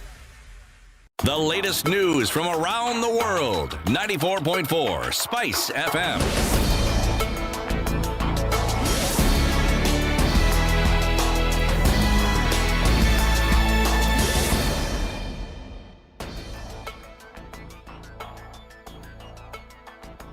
This is according to Registrar of Political Parties and Nderitu. According to Nderitu, 82 political parties have returned their registers for certification in readiness for nominations. Nderitu stated that within 7 days, the Registrar of Political Parties will have concluded the certification before submitting the list to the Independent Electoral Boundaries Commission. Meanwhile, more than 900 aspirants eyeing various elective seats have applied to contest as independent candidates, with the number expected to rise amid fears over party nominations. Registrar of Political Parties and Nderitu says 650 applicants had been cleared and their symbols approved, with those keen on vying as independent candidates having until May 2nd to make their submissions. The registrar has at the same time ruled out the reopening of party membership registers after last Saturday's registration deadline. And Homa Bay County Assembly Speaker Elizabeth Ayo has been impeached over alleged gross misconduct, gross violation of the Constitution and incompetence. In a sitting presided over by nominated MCA Kevin Onyango, 49 MCAs unanimously voted to remove Ayo from office. According to a motion submitted on the floor of the Assembly by Kibiri Ward MCA Michael Odira, the Speaker was accused of causing embarrassment to the House by engaging in activities that go contrary to the law and on the conduct of a state officer. She was accused of attempting to change the structure of the Assembly Service Board without informing the MCAs. And a 22-year-old Egerton University student in Joru, Nakuru County has been charged with the murder of a 21-year-old female student. Irene Mumbua's body was discovered decomposing in Machakos County's Mitutini area just moments after the suspect, Charles Muli, told his father and another friend that he was the one who killed Mumbua and dumped her body. Muli, a second-year agriculture economics student at Egerton, was stopped by university security agents on his way to classroom Monday.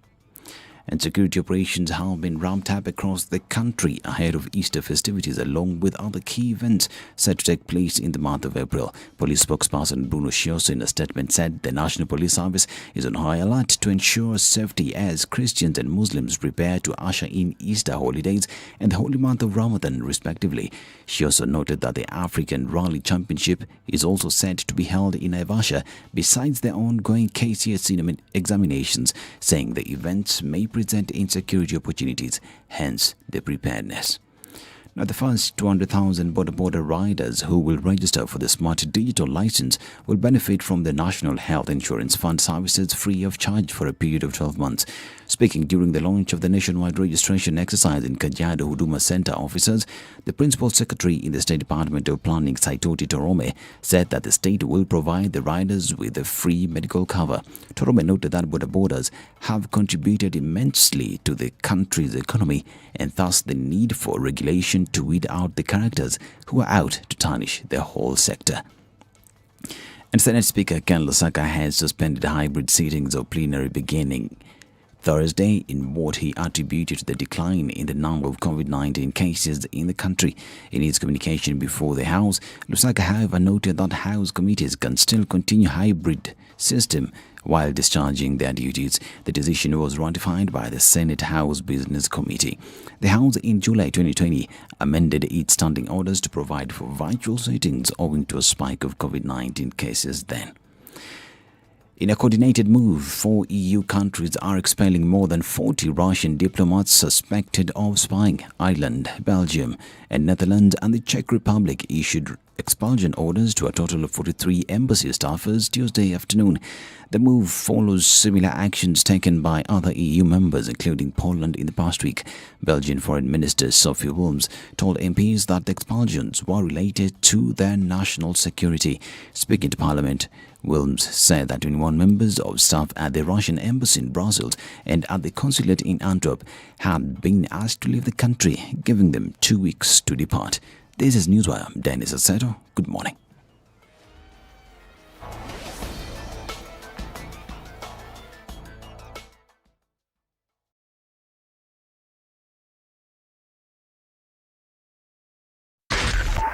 .4 Spice FM, Nairobi.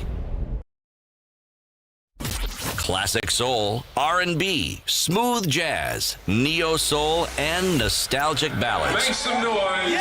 You're listening to Spice FM. At a few minutes after 9 o'clock, still in traffic hour this morning, and it's really heavy on Raila Odinga Way this morning going out towards Gong Road. That's where we see most of the traffic now, at least on that end of things. Uhuru Highway also leading out into the city and out through Westlands. Now is when Chiromo is coming out in fine form, coming from Riverside, heading out towards Wangari Maathai Way, and that is really heavy this morning. Jogo Road also started early, and that is still making its rounds a lot better on the Thika Superhighway. Just as you get past the Rutali Drift is where you see some traffic right now.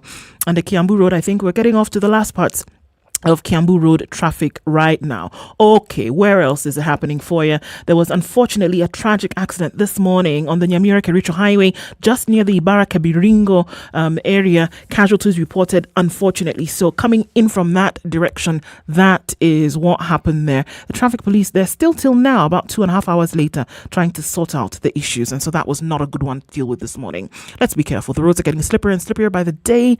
So let's watch out for things this morning. And then let's talk on SpiceFM. KE on Twitter. Text 40127. Keep things moving this Wednesday. Classic soul, R&B, smooth jazz, neo soul, and nostalgic ballads. Make some noise. You're listening to Spice FM.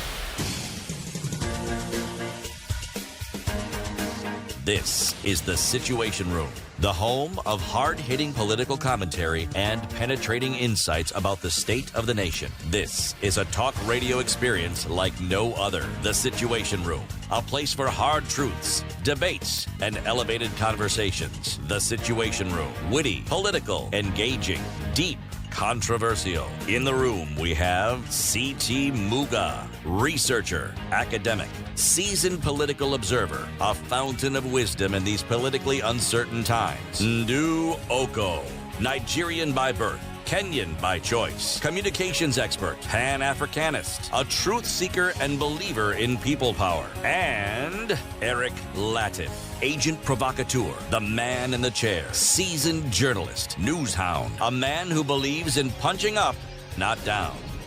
This is The Situation Room, the only way to start Indeed your it day. is 7 minutes after 9 o'clock. We're getting into the final hour of Kenya's biggest conversation this morning. Where are you tuned in? 94.4 in Nairobi, 87.9 if you're in Mombasa, 102.5 in Kisumu, 96.7 in Eldoret, 97.7 in Malindi, 90.9 in Nyeri, and 96.0 in Nakuru. We're live streaming on YouTube and Facebook, and we're hearing from you this morning on Twitter.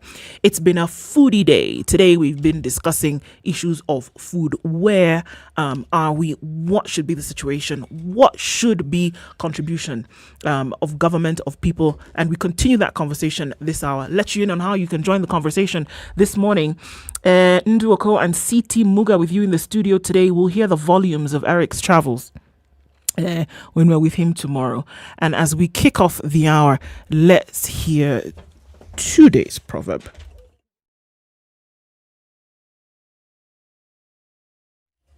Okay.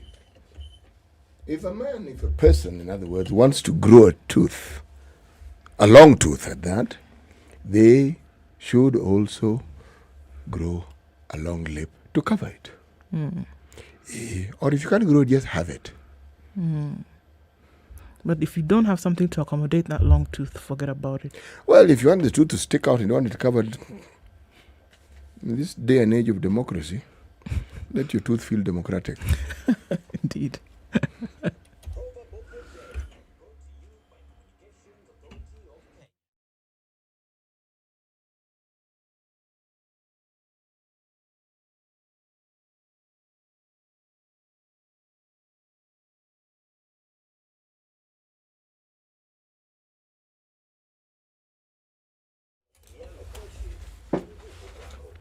All right.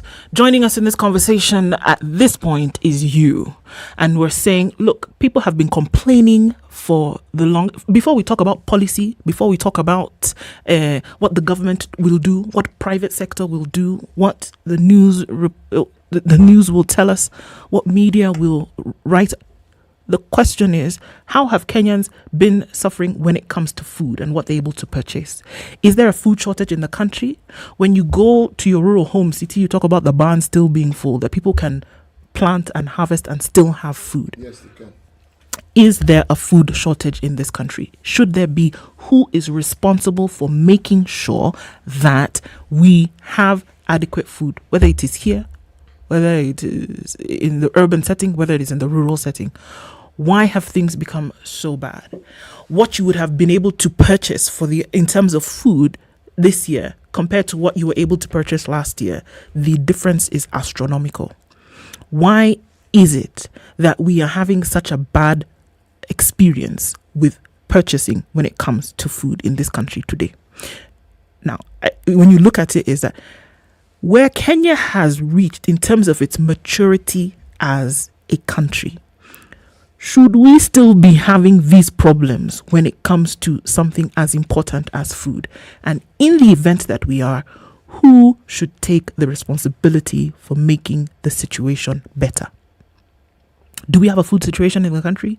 City, from where you're sitting today, you say that we go look for food and we cannot find it. Or even when we're finding it, it's much too expensive for us to purchase. Has it really gotten that bad? It has gotten bad, but it isn't because of the reasons that we are being told. Because issues surrounding food is an annual conversation in this country. Every year we have drought. The only significant thing about this year is that the number of counties that are facing problems that are drought related has increased. The number of people who need to be assisted with food because they have not been able to grow their own has increased. Now, if that is what they're saying constitutes food shortage, many of these areas that we speak of are not known to comprise part of what we may call the bread basket of the country. They're not really. Okay? Not in any essence. But they are contributors to a significant aspect of our economy or the food economy. The question that comes to mind when we look at what we're dealing with in terms of whether it is drought and now we're expecting more rains than we perhaps need is when you know that this thing happens yearly, why is it that comprehensive plans have not been put in place and operationalized so that when it happens, we know what to do? Because it's the same story. It happens, people suffer, there's drought, people go hungry, some die, animals definitely die in large numbers, and for many people, it represents a depletion of their wealth now, every single year. So when you say we have a problem this year, so what are we saying? That the problem has increased. It is worse than it was before. And I'm asking the question, this is a problem that can be resolved and it can be solved. Why has it not been solved? So do we have a problem? Yes, but not where we are pointing at. The problem is the unwillingness of those who are charged with the responsibility of providing solutions to actually provide lasting solutions. That, to me, is where the drought is. That, to me, is where the shortage is. Should this country, with what it has been able to achieve over the last 60-odd years in terms of milestones, in terms of development as an agenda, in terms of moving forward politically, should Kenya today still be suffering from these problems as it is? We understand that there has been population growth in terms of a demographic. We get that there are more people in the country than there were some odd 20, 30 years ago. We get that. But in terms of maturity and where the country has reached, should these things still be an issue? Should we still be saying, yes, well, we still have to bring in more food. We cannot grow it for ourselves. We cannot support farmers because we cannot provide them with the affordable inputs that they need to then be able to plant and grow. Should that still be the conversation that we're having, or should we have moved? That is a sensical conversation for heaven's sake. Should we not have moved? We keep being told this thing year in, year out. And these are stories you hear from supposed experts. Whereas if you look at the nitty-gritty of institutions within this particular country that are charged, we're not just with the policy, but research and innovation in these regards, they're world beaters. They are the ones who lead the world, not continent, in some of these areas. We are a net exporter of human resource, net exporter. And that is the reason why, and we get returns. That's why the returns that we get from those who are outside this country has been the biggest foreign exchange earner for this country. It's a clear indication. How then can you say that you are a country that actually exports human resource? We don't lack for expertise. That is not the problem. We don't even lack for expertise in the requisite ministries or departments where some of these things ought to be, that are supposed to be behind ensuring that these things are done. So when we have this conversation, unfortunately, the honest conversation is, why are we having a problem we don't need to have? That's the question I would ask. Why are we having a problem that we don't need to have? Yes. Why should why should it constantly be at this point? Should we not then be paying attention to other things because this has essentially been sorted out? And why is our attention being focused on things that are besides the point? Because the conversation that we have, suddenly there's a war in Ukraine, suddenly Russia has invaded Ukraine, suddenly everything that is happening in this country somehow seems to revolve around what is happening in Ukraine. Really? Really? Really? No. Those who keep telling us these stories, please look for another narrative and stop telling us about the problems we have and tell us about the solutions that you're going to provide for the problems that you have brought about. Because it is you who has ensured that we do not have a solution, or we are not in a position to deal with these issues, because they can be foreseen. They are not things that we cannot foresee. How do you deal with a situation where, for instance, in the year 2017 to 2019, our import of grains was 4.5 billion shillings. 2020, it's suddenly 7.5 billion. The trade element that Nema was talking about takes center stage to everything. There should be a corresponding conversation of how it is we have improved our own capacity, which we have, to ensuring that very importation quota that we keep talking of, all right? COMESA allows for this, but it should be a percentage that's supposed to fill in a gap. Ours, my friend, you are importing literally everything, and yet you say you have an economy that is predominantly agriculture, and you have farmers who produce the very things.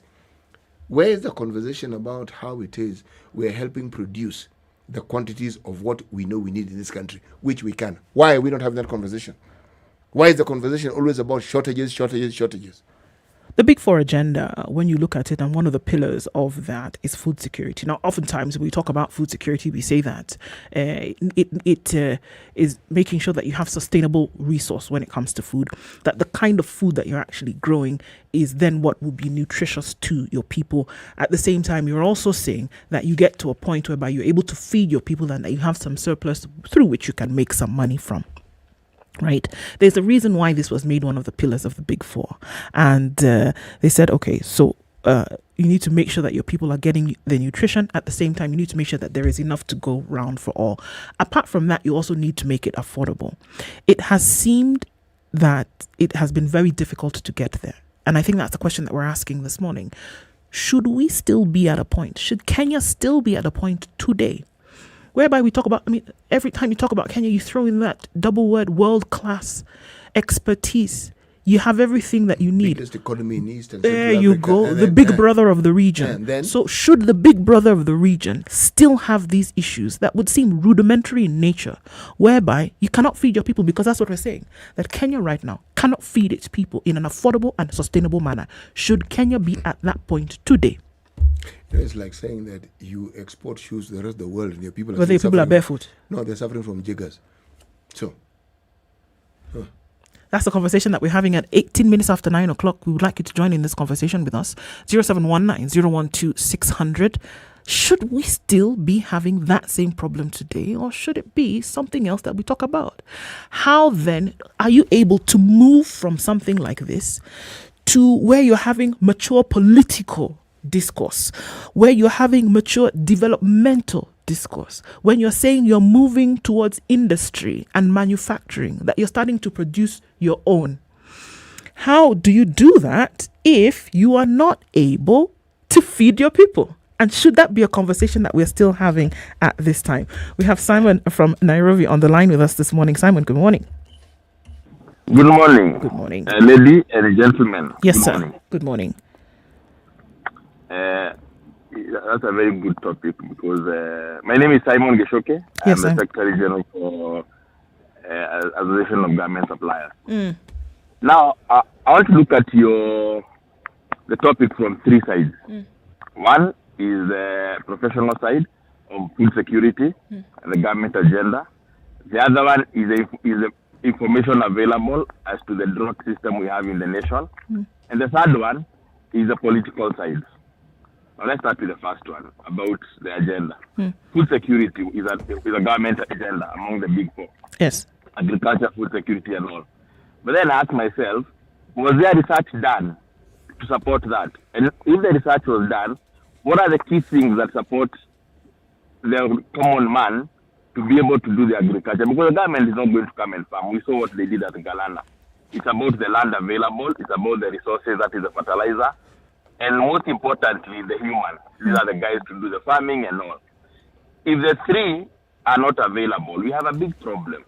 And my number one problem is that we've had this famine through and through. And by the way, even the places where we used to have subsistence farming, where you would farm so that you feed your small family, now we have even sold that land. We were not able to do it. So we continuously now have to buy food. Because there are families who never used to go and buy things like maize, bosho. Sure, it was in your compound. Even milk, because you had one kettle, you had like a small portion where you would do your greens. Now we no longer have that land. Because every small space we get, we sell. For the big people, the big chunks of land that they would want to do farming, we are not giving them incentives enough. And if my history tells me right, all the economies in the world first ensured that they were able to feed their people before they decided to go to industrial revolution. Right. We are not able to do that. And if you look at it, you need to ask yourself, out of 47 counties, maybe 20 can feed the whole nation. But as the governors, if you look at the budgets the governors pay to even push for those things, because if fertilizer is 6,000, it means the county should be able to push for a meal for subsidy. So that if it's in Laikipia, that's my home county, we will be able to get fertilizer at a lower price so that with my 10 acres, I'm able to do more farming. Secondly, agricultural extension officers. How well are we in that area? Because if you look at it from my angle, when it rains like right now, we're going to have a lot of wastage in water. Yes. Because we are not yet prepared. And number two, you spoke about awareness. We've always had hunger. The only problem is there's a cycle of that hunger. And unless the media wants to comes out and speak about the bad things that happen, that we are not, fertilizer is high. You said someone imported the grain was 7 billion. Who is importing that? Who is even aware there's a gap to be filled so that they rush to get that, to fill the gap? The fertilizer is at 6,000 shillings. We were told it's supposed to come down. Who is helping that? Because the other day I'm doing farming in Kinamba, and I asked my guy where we're going to get it, and he told me we go to KFA, it is cheaper than Kenya Seed Company. And I ask myself, should Kenya Seed Company be cheaper? Because it's the one that is run by the government. But again, apparently some of the seeds fertilizers imported is cheaper. So we need to also ask ourselves, 50 years after independence, we are an agricultural nation, but we've not been able to sit down and decide the fertilizers to do as a country. Media does not sit down and decide, let's hold Munya accountable. Every time they invite Munya on air, it's about politics. No one asks Munya, there's a problem here with agriculture. Nyeri is supposed to be giving us maize. Kericho is supposed to be giving us this. Tell us what's happening. No one is holding them accountable. Let's go now to the last area. It's an election year. Good question. We devolved agriculture. Good question, Simon. We devolved agriculture. After devolving agriculture, the honest truth, right now there's no governor who cares about drought. And if they do care, they will care because you will give them money to distribute and they will lose the money. It's a cycle every year before elections that we have to distribute money, and that provides a very good way to steal. God bless you guys and enjoy your day. Simon, thank you very much. Good questions there that definitely need answering. Let's hear from Robert. Robert, good morning. Good morning, too. Good morning, sir. How are you people? Very well, thank you. About yourself? This is Robert. Me, I'm okay. This is Robert from Nandi County. Yes. Yeah, I think my only question would be, what has happened to this country that we are able to manufacture everything, but then the one elusive thing that has not been manufactured in this country is fertilizer? I think that is my biggest question, because from tea, maize farming, sorghum farming, everything, that is one elusive thing that if it is fixed in this country, I think everything would be okay with us farmers. So are you saying that farmers, you being a farmer yourself, Robert? Yes. That the biggest issue being faced right now in terms of what you're able to produce, quality of crop and variety of crop, as well as regularity of crop, the biggest issue that you face is expensive fertilizers. Very expensive fertilizer. And then the worst part of it also is that the government is just sitting back. The type of soil possibly in Western Province is not the type of soil in Central Province. But then you find, like in tea now, what they are supplying is one constant fertilizer all through from 1980. And then these are different soils. So the soil nutrients that are required in possibly Central Province are not the same as the soil nutrients that are required in where? In Western Province. But then the guys in Ministry of Agriculture, they are sitting back and watching. And then be able to recommend the best soil for this region is this. And that is why most likely people maybe in Ukambani are buying the wrong fertilizer for their soils. Right. So you find this shortage of food may be also due to application of the wrong fertilizer for the wrong soil. I hear you. I hear you, Robert. And I mean, that one question being asked in terms of, okay, so why is Kenya not able to produce its own fertilizers? Everything else being produced. Exactly. If we were just going to have somebody who can stand the ground and say, the guys who are making money out of importation of fertilizer should get out of the way. We are home and dry. It's simple. But then, who is that guy? Thanks for the question this morning, Robert. Asante sana. Nashukuru sana, ma'am. All right, let's hear from Atieno. Atieno, good morning. Morning. Good morning. What are your thoughts on this? Mine is just to encourage urban farming. It is something that I do in my little kitchen garden that I found very fulfilling. Like last evening, I was able to harvest some sukuma wiki for dinner. I mean, that was really, really fulfilling. If we can have a policy that encourages urban farming, we are talking about breeding of livestock in very small scale. We're talking about beekeeping, fish farming, very, very small scale. Then we are able to then feed the smallest unit, which is the family. Let's start there, because eventually this will then, it will contribute to the issue of making our country food secure in our own little ways. If we can make it a policy as a country, as a government, then this will really make sense to us as a country and contribute to our, a better future for us, as a people. And Atieno, I'm curious. So when you talk about a little harvest that you were able to do, or talking about a small space in your home and that you're able to feed yourself and your family with, how big is this space and how long have you been doing this? I've been doing this for about 2 months now, and the space is not big. Very, very small space. And then we have all these other, innovative ways of carrying out urban farming. We have the conical gardens. They're really small. They take very little space. You can even grow your stuff on the roof. We've seen that being done in places like Uganda. So it is very, very possible. Urban farming in buckets, in basins, all that can feed you as a family. Yeah. I hear you on that. Thanks for your call this morning, Tiano. Thank you for that. We'll keep taking your calls at 28 minutes after 9 o'clock. And 0719012600. We're going to take a quick break right now and look at the weather and traffic and see what's in store for us in terms of that. The conversations continue when we come back. 0719012600. Where you tune in from around the country, 94.4 in Nairobi, on online, YouTube and Facebook. Should we be having this problem till now? And it seems as though folks are taking matters into their own hands. Continue the conversation when we come back.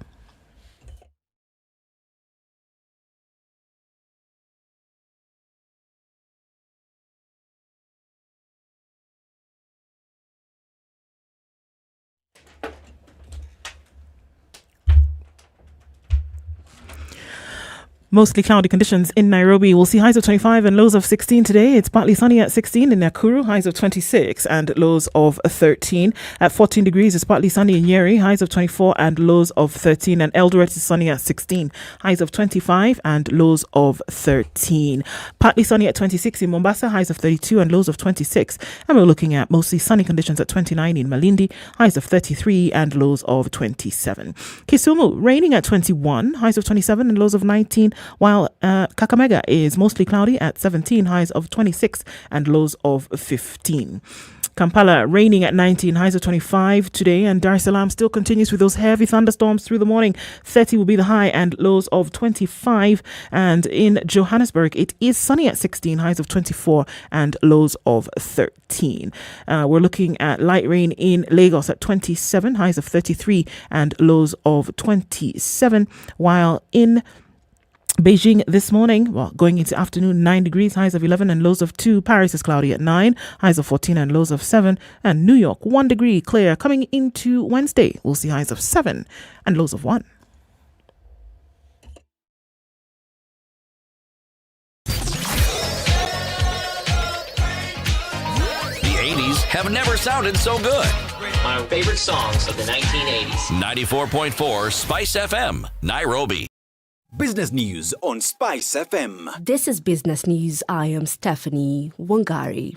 The Kenya Airways narrowed its net loss for the year ended December by 56.58% on the higher revenue as travel picked up with easing of COVID-19 restrictions. The national carrier reported a net loss of 15.8 billion shillings in the review period compared to a net loss of 36.2 billion shillings the year before. Kenya Airways Chief Executive Alan Kilavuka attributed the improved results to savings the airline made during the year after it renegotiated terms of lease of aircraft that saw it pay lower lease fees. The proportion of loans that has remained unpaid for at least 3 months has hit 8-month high on increased lending and a slow pace of repayments. New Central Bank of Kenya data shows non-performing loans ratio rose for the third straight month to hit 14% in February. The latest figure was seen in June 2021 and signals that the pace of loan repayments is lagging behind that of issuing new loans as banks warm up to the private sector. The Central Bank of Kenya has retained base lending rate at 7% for the 13th time in a row, shrugging off mounting jitters over the economic fallout from the Russia-Ukraine onslaught and the upcoming August 9th general election. This has spared consumers any increases in the cost of loans this year after the bank regulator sent its signals to banks to hold interest rates steady. The Monetary Policy Committee said it held key rate in its second meeting of 2022 in an environment where inflation expectations were within the target band of 2.5 and 7.5%, and the economy was on the road to recovery following the initial disruption brought about by the COVID-19 pandemic. The relocation of public service vehicles from the city centre will begin next month, the Nairobi Metropolitan Services has said. Those affected first will be matatus plying along Gong, Langata and Aguns Kothek roads and long-distance public service vehicles from Mount Kenya region. NMS Transport and Public Works Director Engineer Michael Ochieng said Green Park, Desai and Park Road Terminal will be operational before the end of April. The 250 million shillings Green Park Terminal is 98% complete, while the other two, designed for long-distance PSVs from Mount Kenya region that are currently terminating at Tirum Accra Road, were completed more than a year ago. The two terminals can accommodate 160 vehicles at any time and process up to 600 vehicles per hour. Telkom Kenya and the Peace Cable Company have successfully landed a new submarine fiber optic network at Mombasa. The cable will bring faster and more stable communication services connecting Africa, Europe and Asia. It will connect France to Pakistan via the Europe-Asia route and Mombasa via an Indian Ocean route, providing the most direct connectivity route from Asia and East Africa to Europe. The 15,000-kilometer cable will give Kenya a strategic boost in more flexible digital connection options, including high speeds of 200 gigabytes per second per single wavelength with a total capacity of 192 terabytes per second, as well as a stable and secure data process possibilities. For Spice Business, I am Stephanie Wangari. Business news, keeping you up to date on all your money matters.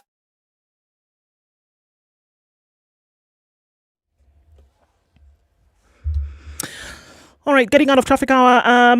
Looking much better Mombasa Road this morning, but it's getting off to North Airport Road and then out towards Outer Ring. There's heavy traffic there. And we also know that construction has created some oceans and rivers on the road. So you need to be very careful as heading here.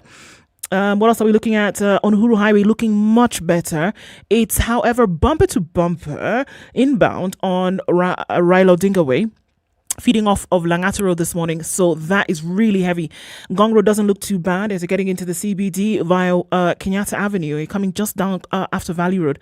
That looks really messy as well. Westland's a whole different story, coming out then towards Chiromo and then onto Wangari Maathai. The Thika Superhighway free and clear now. It's done with its business of traffic today. And we're just looking at a little bit of it around the Pangani underpass. Traffic hour is officially over, but we'll keep an eye on things through the morning. Talk to us on SpiceFM KE on Twitter. Let's text 40127. Spice FM. Spice up your life. Classic soul, R&B, smooth jazz, neo soul, and nostalgic ballads. Make some noise. Yeah. You're listening to Spice FM. SpiceFM is taking you and 4 of your friends to the movies courtesy of everyone's favorite delicious fruit-flavored soda, Fanta and Anga Cinema. All you have to do to win movie tickets for your squad to an exclusive pre-screening of The Batman is to brush up on your Batman movie trivia and join me, Yolanda, and DJ Absolute on Sugar and Spice every weekday from 11 a.m. for your chance at a front row seat to witness cinema history.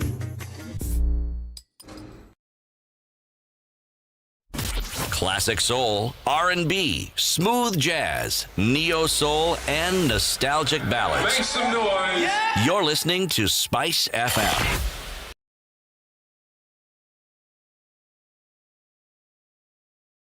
The only way to live your best life is to create a balance between work, love, and play. Smoking shisha and releasing things on your smoke like a Subaru. Right. You understand what I'm saying? Yes. And you want God to give you a man who has a mission and a vision.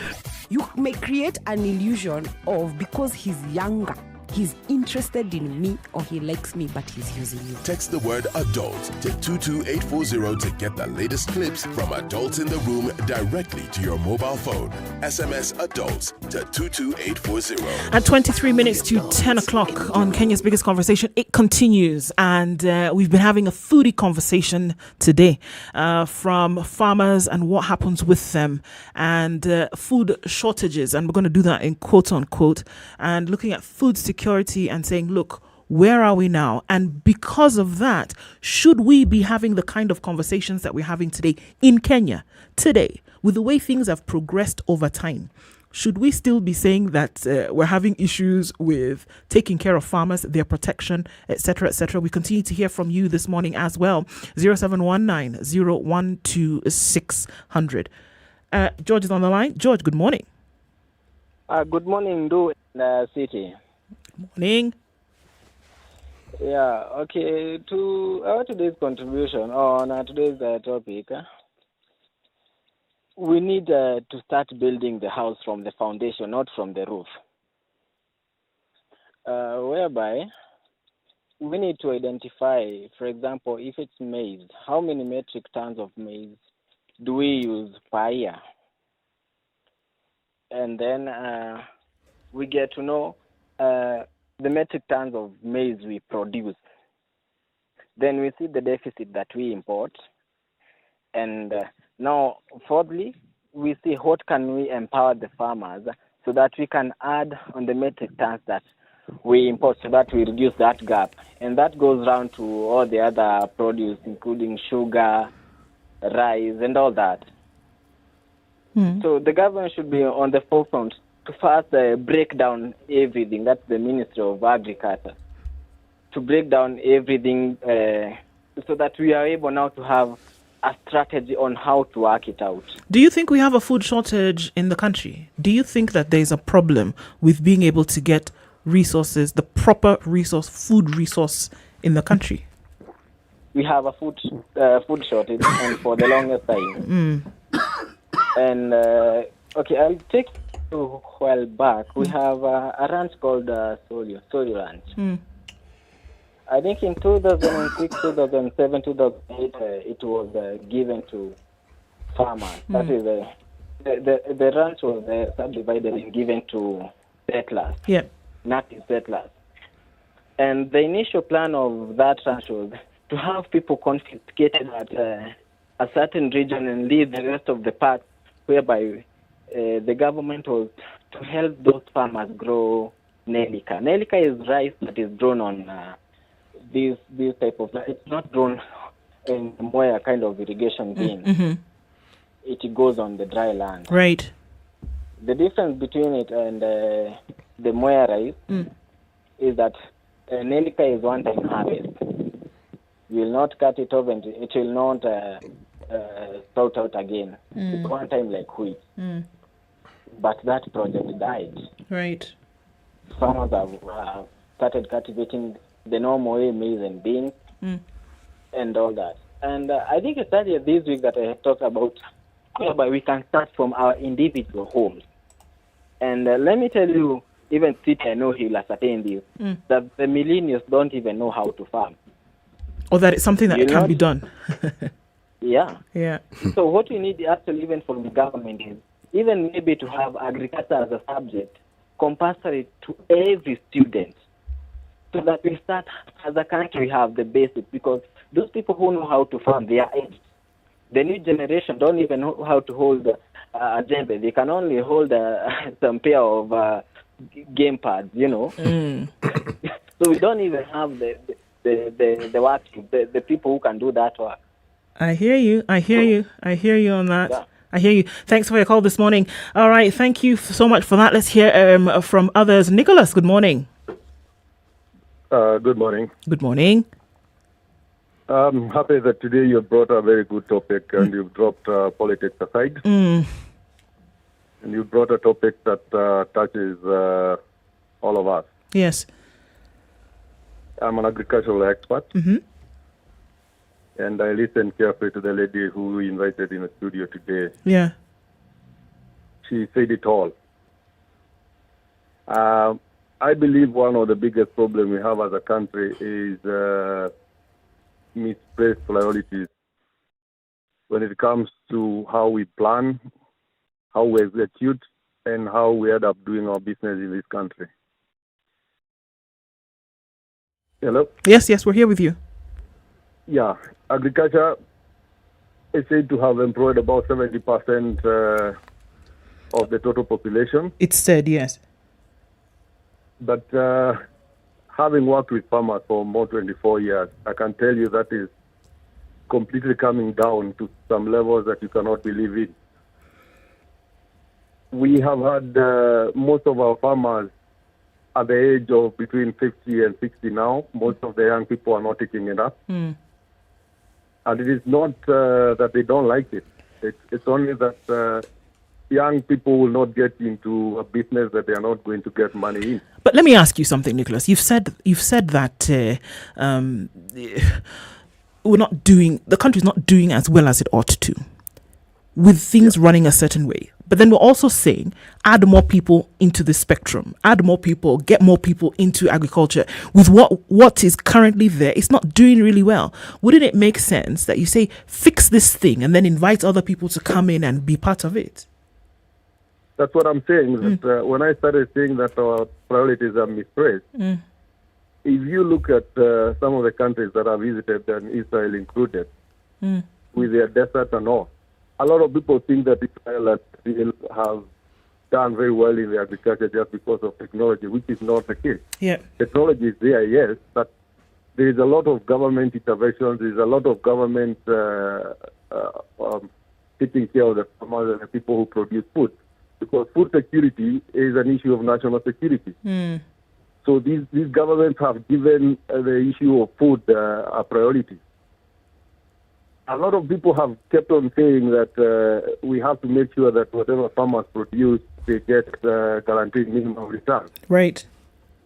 Today, nobody will get to a business, whether you're in an M-Pesa business or selling whatever you're selling, without getting returns. So how do you expect farmers to continue feeding this country without them getting any return? And the responsibility is essentially on their shoulders to feed the country. It is on their shoulders. But they're not getting anything for it. Yeah, they're not getting anything out of it. In other countries, farmers' taxes are rebated because you have helped the government feed its own population. Right. So, two things before I know so many people are waiting on the line. Yes. Hey, look, we keep on saying about drought. We have water running throughout. Now that the rain is coming, nobody cares about water harvesting. And when we talk about water harvesting, we end up putting politics into it. Whereas it's supposed to be a national policy. And even though you're not harvesting, the other biggest thing that you're doing in this country in regard to water is pollution. Yep. Look at all the rivers passing through Nairobi. Who said that those rivers cannot be used downstream? Cannot be clean. Exactly. Cannot be cleaned. You know, water is such an essential resource that when it rains, we are not harvesting. We are depleting our mountains, which is a water catchment area. And the little water we get, we end up wasting it. So many things that revolves around agriculture that it can take a whole day to discuss it. Very true. But we're very grateful for your comments this morning, Nicholas Asante. Want to hear from Zachary as well. Zachary, good morning. Okay. Oh, good morning, people. Yes, sir. Oh, a very beautiful discussion. And I don't know where our boy has gone, Mr. Eric. He's off doing Eric Latiff things. He is well. Okay. He's doing Eric Latiff things. We will get the volumes as he returns. Oh, okay. Yeah. Okay. May he be well wherever he is. Now, let me tell you, you're having a very, very important discussion today concerning food. Because my grandmother used to tell us that everything you do revolves around food. The birds woke up in the morning to look for food. The lions, even us, yeah? Yes. Basically, we are looking for food. Let me tell you that I'm in Latiff and I took the initiative of talking to farmers, subsistence farmers, yeah? And may you be surprised to know that most of them are telling me that we are not going to the farm. Remember, around September last year, we saw them get to, just throw away potatoes. Right. Because of the low prices. And I hope you had that discussion. Yes. Yeah? So it means they don't have money. If it is a place like Central Province where I come from, yeah, do let me tell you, if you try to go to the shop, you are going to do farming without the industrial fertilizer. You can't. You are doing that thing. You better have your blankets in order so that you can spend your days sleeping. Don't go. Okay, so now, Zachary, just hold on. So it is not a myth that everybody who is crying about fertilizer, there is a genuine cry there that you cannot farm right now with the state of soil without fertilizer? If not, you're wasting your time. You are wasting your time, actually. And let me say this very quickly. I don't know where we are heading, because people don't have jobs. Things, the basic things that we use are becoming so much unaffordable to the common person. And now there is this issue of that we don't have food. I think we are. I told you last time that Kenya is pregnant. I don't know the kind of baby that we are going to have. And then the government takes the initiative of cultivating food in very large farms owned by the government, like they do in Zambia, you know. In Zambia, I think most of the food that is consumed there is produced by the government through irrigation, And of course, the people who are put there are not very greedy crocodiles who want to take up everything. Unless we have that organization in Kenya, I don't know. I don't know where we are heading. We're heading. I don't know. Valid concerns, Zachary. Thanks for your call this morning. Thank you. Have a nice day. Asante, you too. Aren't they valid concerns, though, City? And everybody's saying, this is the fertilizer conversation. Look, even as much as we say that there's a lot more in terms of agriculture that needs to be focused on, what are folks saying? That in order to farm and for it to be resourceful, sustainable, right now, with the way things have been presented, you need fertilizer. So even when we're talking about the inability to subsidize this, it's a big deal for farmers, because they've said the quality of the soil does not allow you to farm without fertilizer. You need it in order for it to happen. So it's a pertinent part of the discussion. But then the broader one is here. Should we be having this structure of conversation with Kenya the way it is today? Is this where we ought to be? When we're held captive by a certain narrative over time, the process of being held captive ensures that it eliminates any thought process or discussion that you may have. And having Naima in the studio is a breath of fresh air, because she introduced aspects of this very, very subject that we term as food security, and looking at it realistically, not along the lines that have been set for us to discuss it in, but looking at it for what it actually is. And what it actually is. Yes, exactly. Wangashi's been trying to talk to us for a minute. Wangashi, good morning. Morning, Du. How are you? I'm very well, thank you. How's it? I'm actually very well, and how are you doing? I'm very well, thank you. What are your thoughts on this, Wangashi? Yeah, this one. Should we be having this conversation? Of course, the answer is no. So many years after independence, and I've listened to what many contributors have said. And I agree with everything they're saying. Mine is just my contribution is this: until Kenyans recognize the nexus between the kind of leaders we elect, because we all can't be government. That's why we come together and elect members of parliament, governors, and the rest. Indeed. Until we connect the type of livelihood, the type of life, the quality of life with our patterns of elections, the facts upon which we base who we pick to go to parliament, to become president, to become prime minister, these things will not go away. And even now, if you were to do some mapping right now, because the campaigns are on, how many citizens that are eligible to vote are connecting the poor quality of life we are experiencing in Kenya right now to how we voted 5 years back? How many Kenyans are connecting? No, very few. I'm sure if we were to do that kind of mapping, if I suppose to do something like that, I am telling you, we'll be shocked how many people are connecting that. The level of taxes, the quality of life, the fact that cartels in fertilizer and sugar and everything have never been dismantled, and our choice of the leaders we elect, very few. It has never dawned on us. And until when it dawns on us, we are going to suffer, we are going to pain, until we get to a point of saying, no, sisi ndio wenye makosa. Fair point. Well made, Wangeshi, on that this morning. Thanks for calling in this morning. Yeah, thanks a lot for having me. Asante. Look, I think there's very little that you can add to what Wangeshi has said. See, I mean, here we are saying we can look at all of these things. This whole thing fits into one big puzzle. But then who decides that you're going to allow cartels then throttle development? Who decides that you're going to say... Not development, livelihood.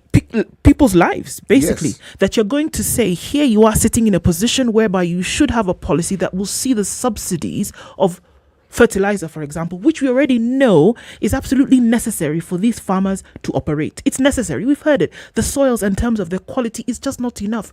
Who then sits in the position whereby policy would dictate that you do research and then you start to develop... Okay, I'm going to breathe. We have countries and we can count them. Probably can, who have come here and have taken soil samples and have taken them back to their countries to replicate. But we're saying here right now that the quality of soil is not good enough and that you need fertilizers then to be able to get a proper crop. What happens to supporting research and policy where then it allows you to then say, let us replicate that which other countries are coming to take out, and then they're going and they're growing crop which is then imported yet again into the country. You have apples from South Africa. You have apples from Israel. You have oranges from Israel. Desert country. You import rice and butter and milk from Australia. I mean, what should it get to that point? Should this be the kind of conversation that we should be having? And so I do agree with Wangeshi that it boils down to the people that you elect. The people then who are appointed and put in these positions whereby you should be doing something about the situation. That argument is a good one insofar as one assumes that when this population of ours, when we as a people understand the damage we do, not just by electing, because it doesn't end with electing, it's holding them accountable. Because you elect and you don't hold them accountable, we will be discussing this same thing in the same way we're discussing it next year and the year after and the year after that. How many of us do make the connection, CT, with the things that we are suffering today? No. And those that you elected the last election cycle? One of the things that enables you to see it is what we now have. The situation where we're being told many Kenyans are going to die of hunger, not go hungry, where you're being told that our health facilities can't actually accommodate what they are or cannot carry out the mandate that they are supposed to. The eye is opened when the things you take for granted and the things that you assume are basic stop being basic. They seem to be a big issue. I dare say that we are at that point in this country because it wouldn't be an issue if the suffering was spread throughout the country. But there are people who are doing so well, they don't even know how to do better than the well that they're doing. They have more than they even know what to do with. Conspicuous consumption takes center stage, and we see it. Now, that disparity causes problems. It does. Because the question then asks, wait, why is it that this person seems to have more than... And we also know that they don't have any business. We seem to have accepted that growing rich in this country has to do with doing business with the government, not any value addition that you have in something we call a business. No. Meanwhile, there's nothing wrong with growing rich. There's nothing, in fact, there's absolutely nothing wrong, but the value addition has to be there. And where is it? Yes. Where is it? And can it not be something that is across board? Even as we're winding down, it would be important to hear from what one author, Octavia Butler, said.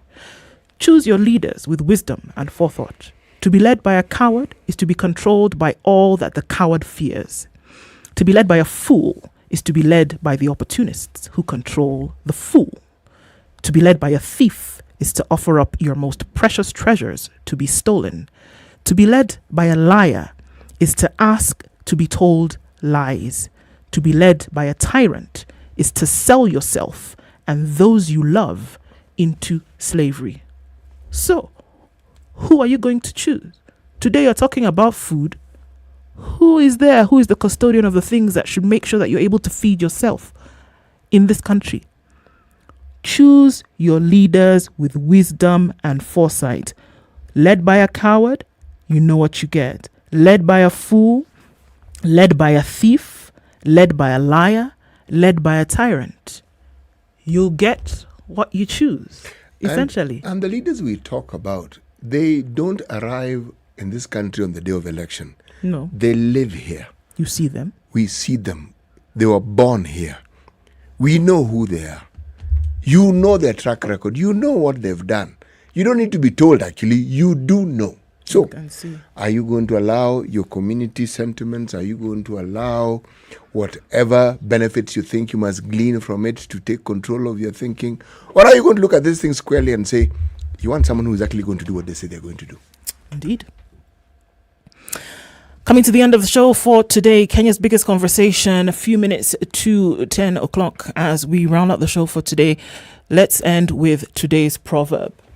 Indeed, if indeed it is your wish to grow, this is me paraphrasing it, a long tooth, then please, you must also have the way and the means to grow a lip to cover it. Long tooth, long lip. Long lip, useful if you have long tooth. If you have long tooth. But better still, don't grow a long tooth. Come along with everything that you need. Yes, exactly. If you have the desire to do a certain thing, yes, come along with the provisions that desire then would require. It is absolutely mandatory for you to be prepared. That's really what we're telling you. Be ready. Take that step. And many people who are aspiring for political posts this year, many are going to be shocked.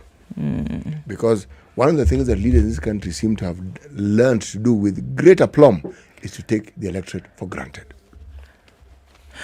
Well, all right. Tomorrow is the 31st of March, and we will hear whether the appeal of the BBI ruling will go through or not.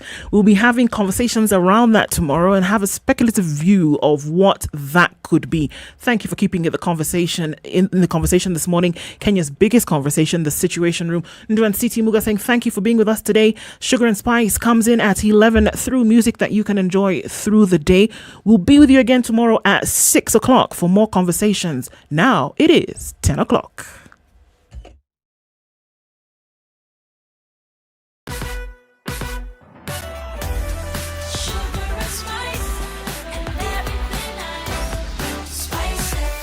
Spice up your life.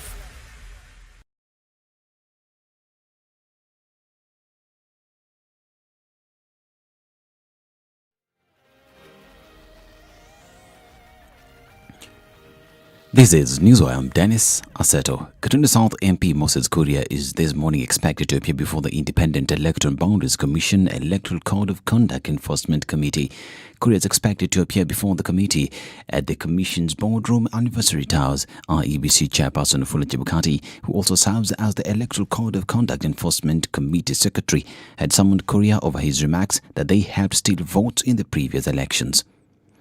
A section of members of parliament are now accusing the Treasury of flouting the Constitution and Public Finance Act by spending money which had not been authorized by Parliament. Led by Garissa Town MP Adan Duale, the MPs also accused the Ministry of allocating the monies on projects that do not meet the threshold of Article 223 of the Constitution.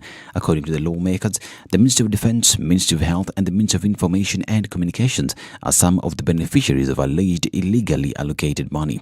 But the allegations were dismissed by Leader of Majority in the National Assembly, Amos Kimunya, who termed them as baseless. He clarified that the authorization process was above board. A section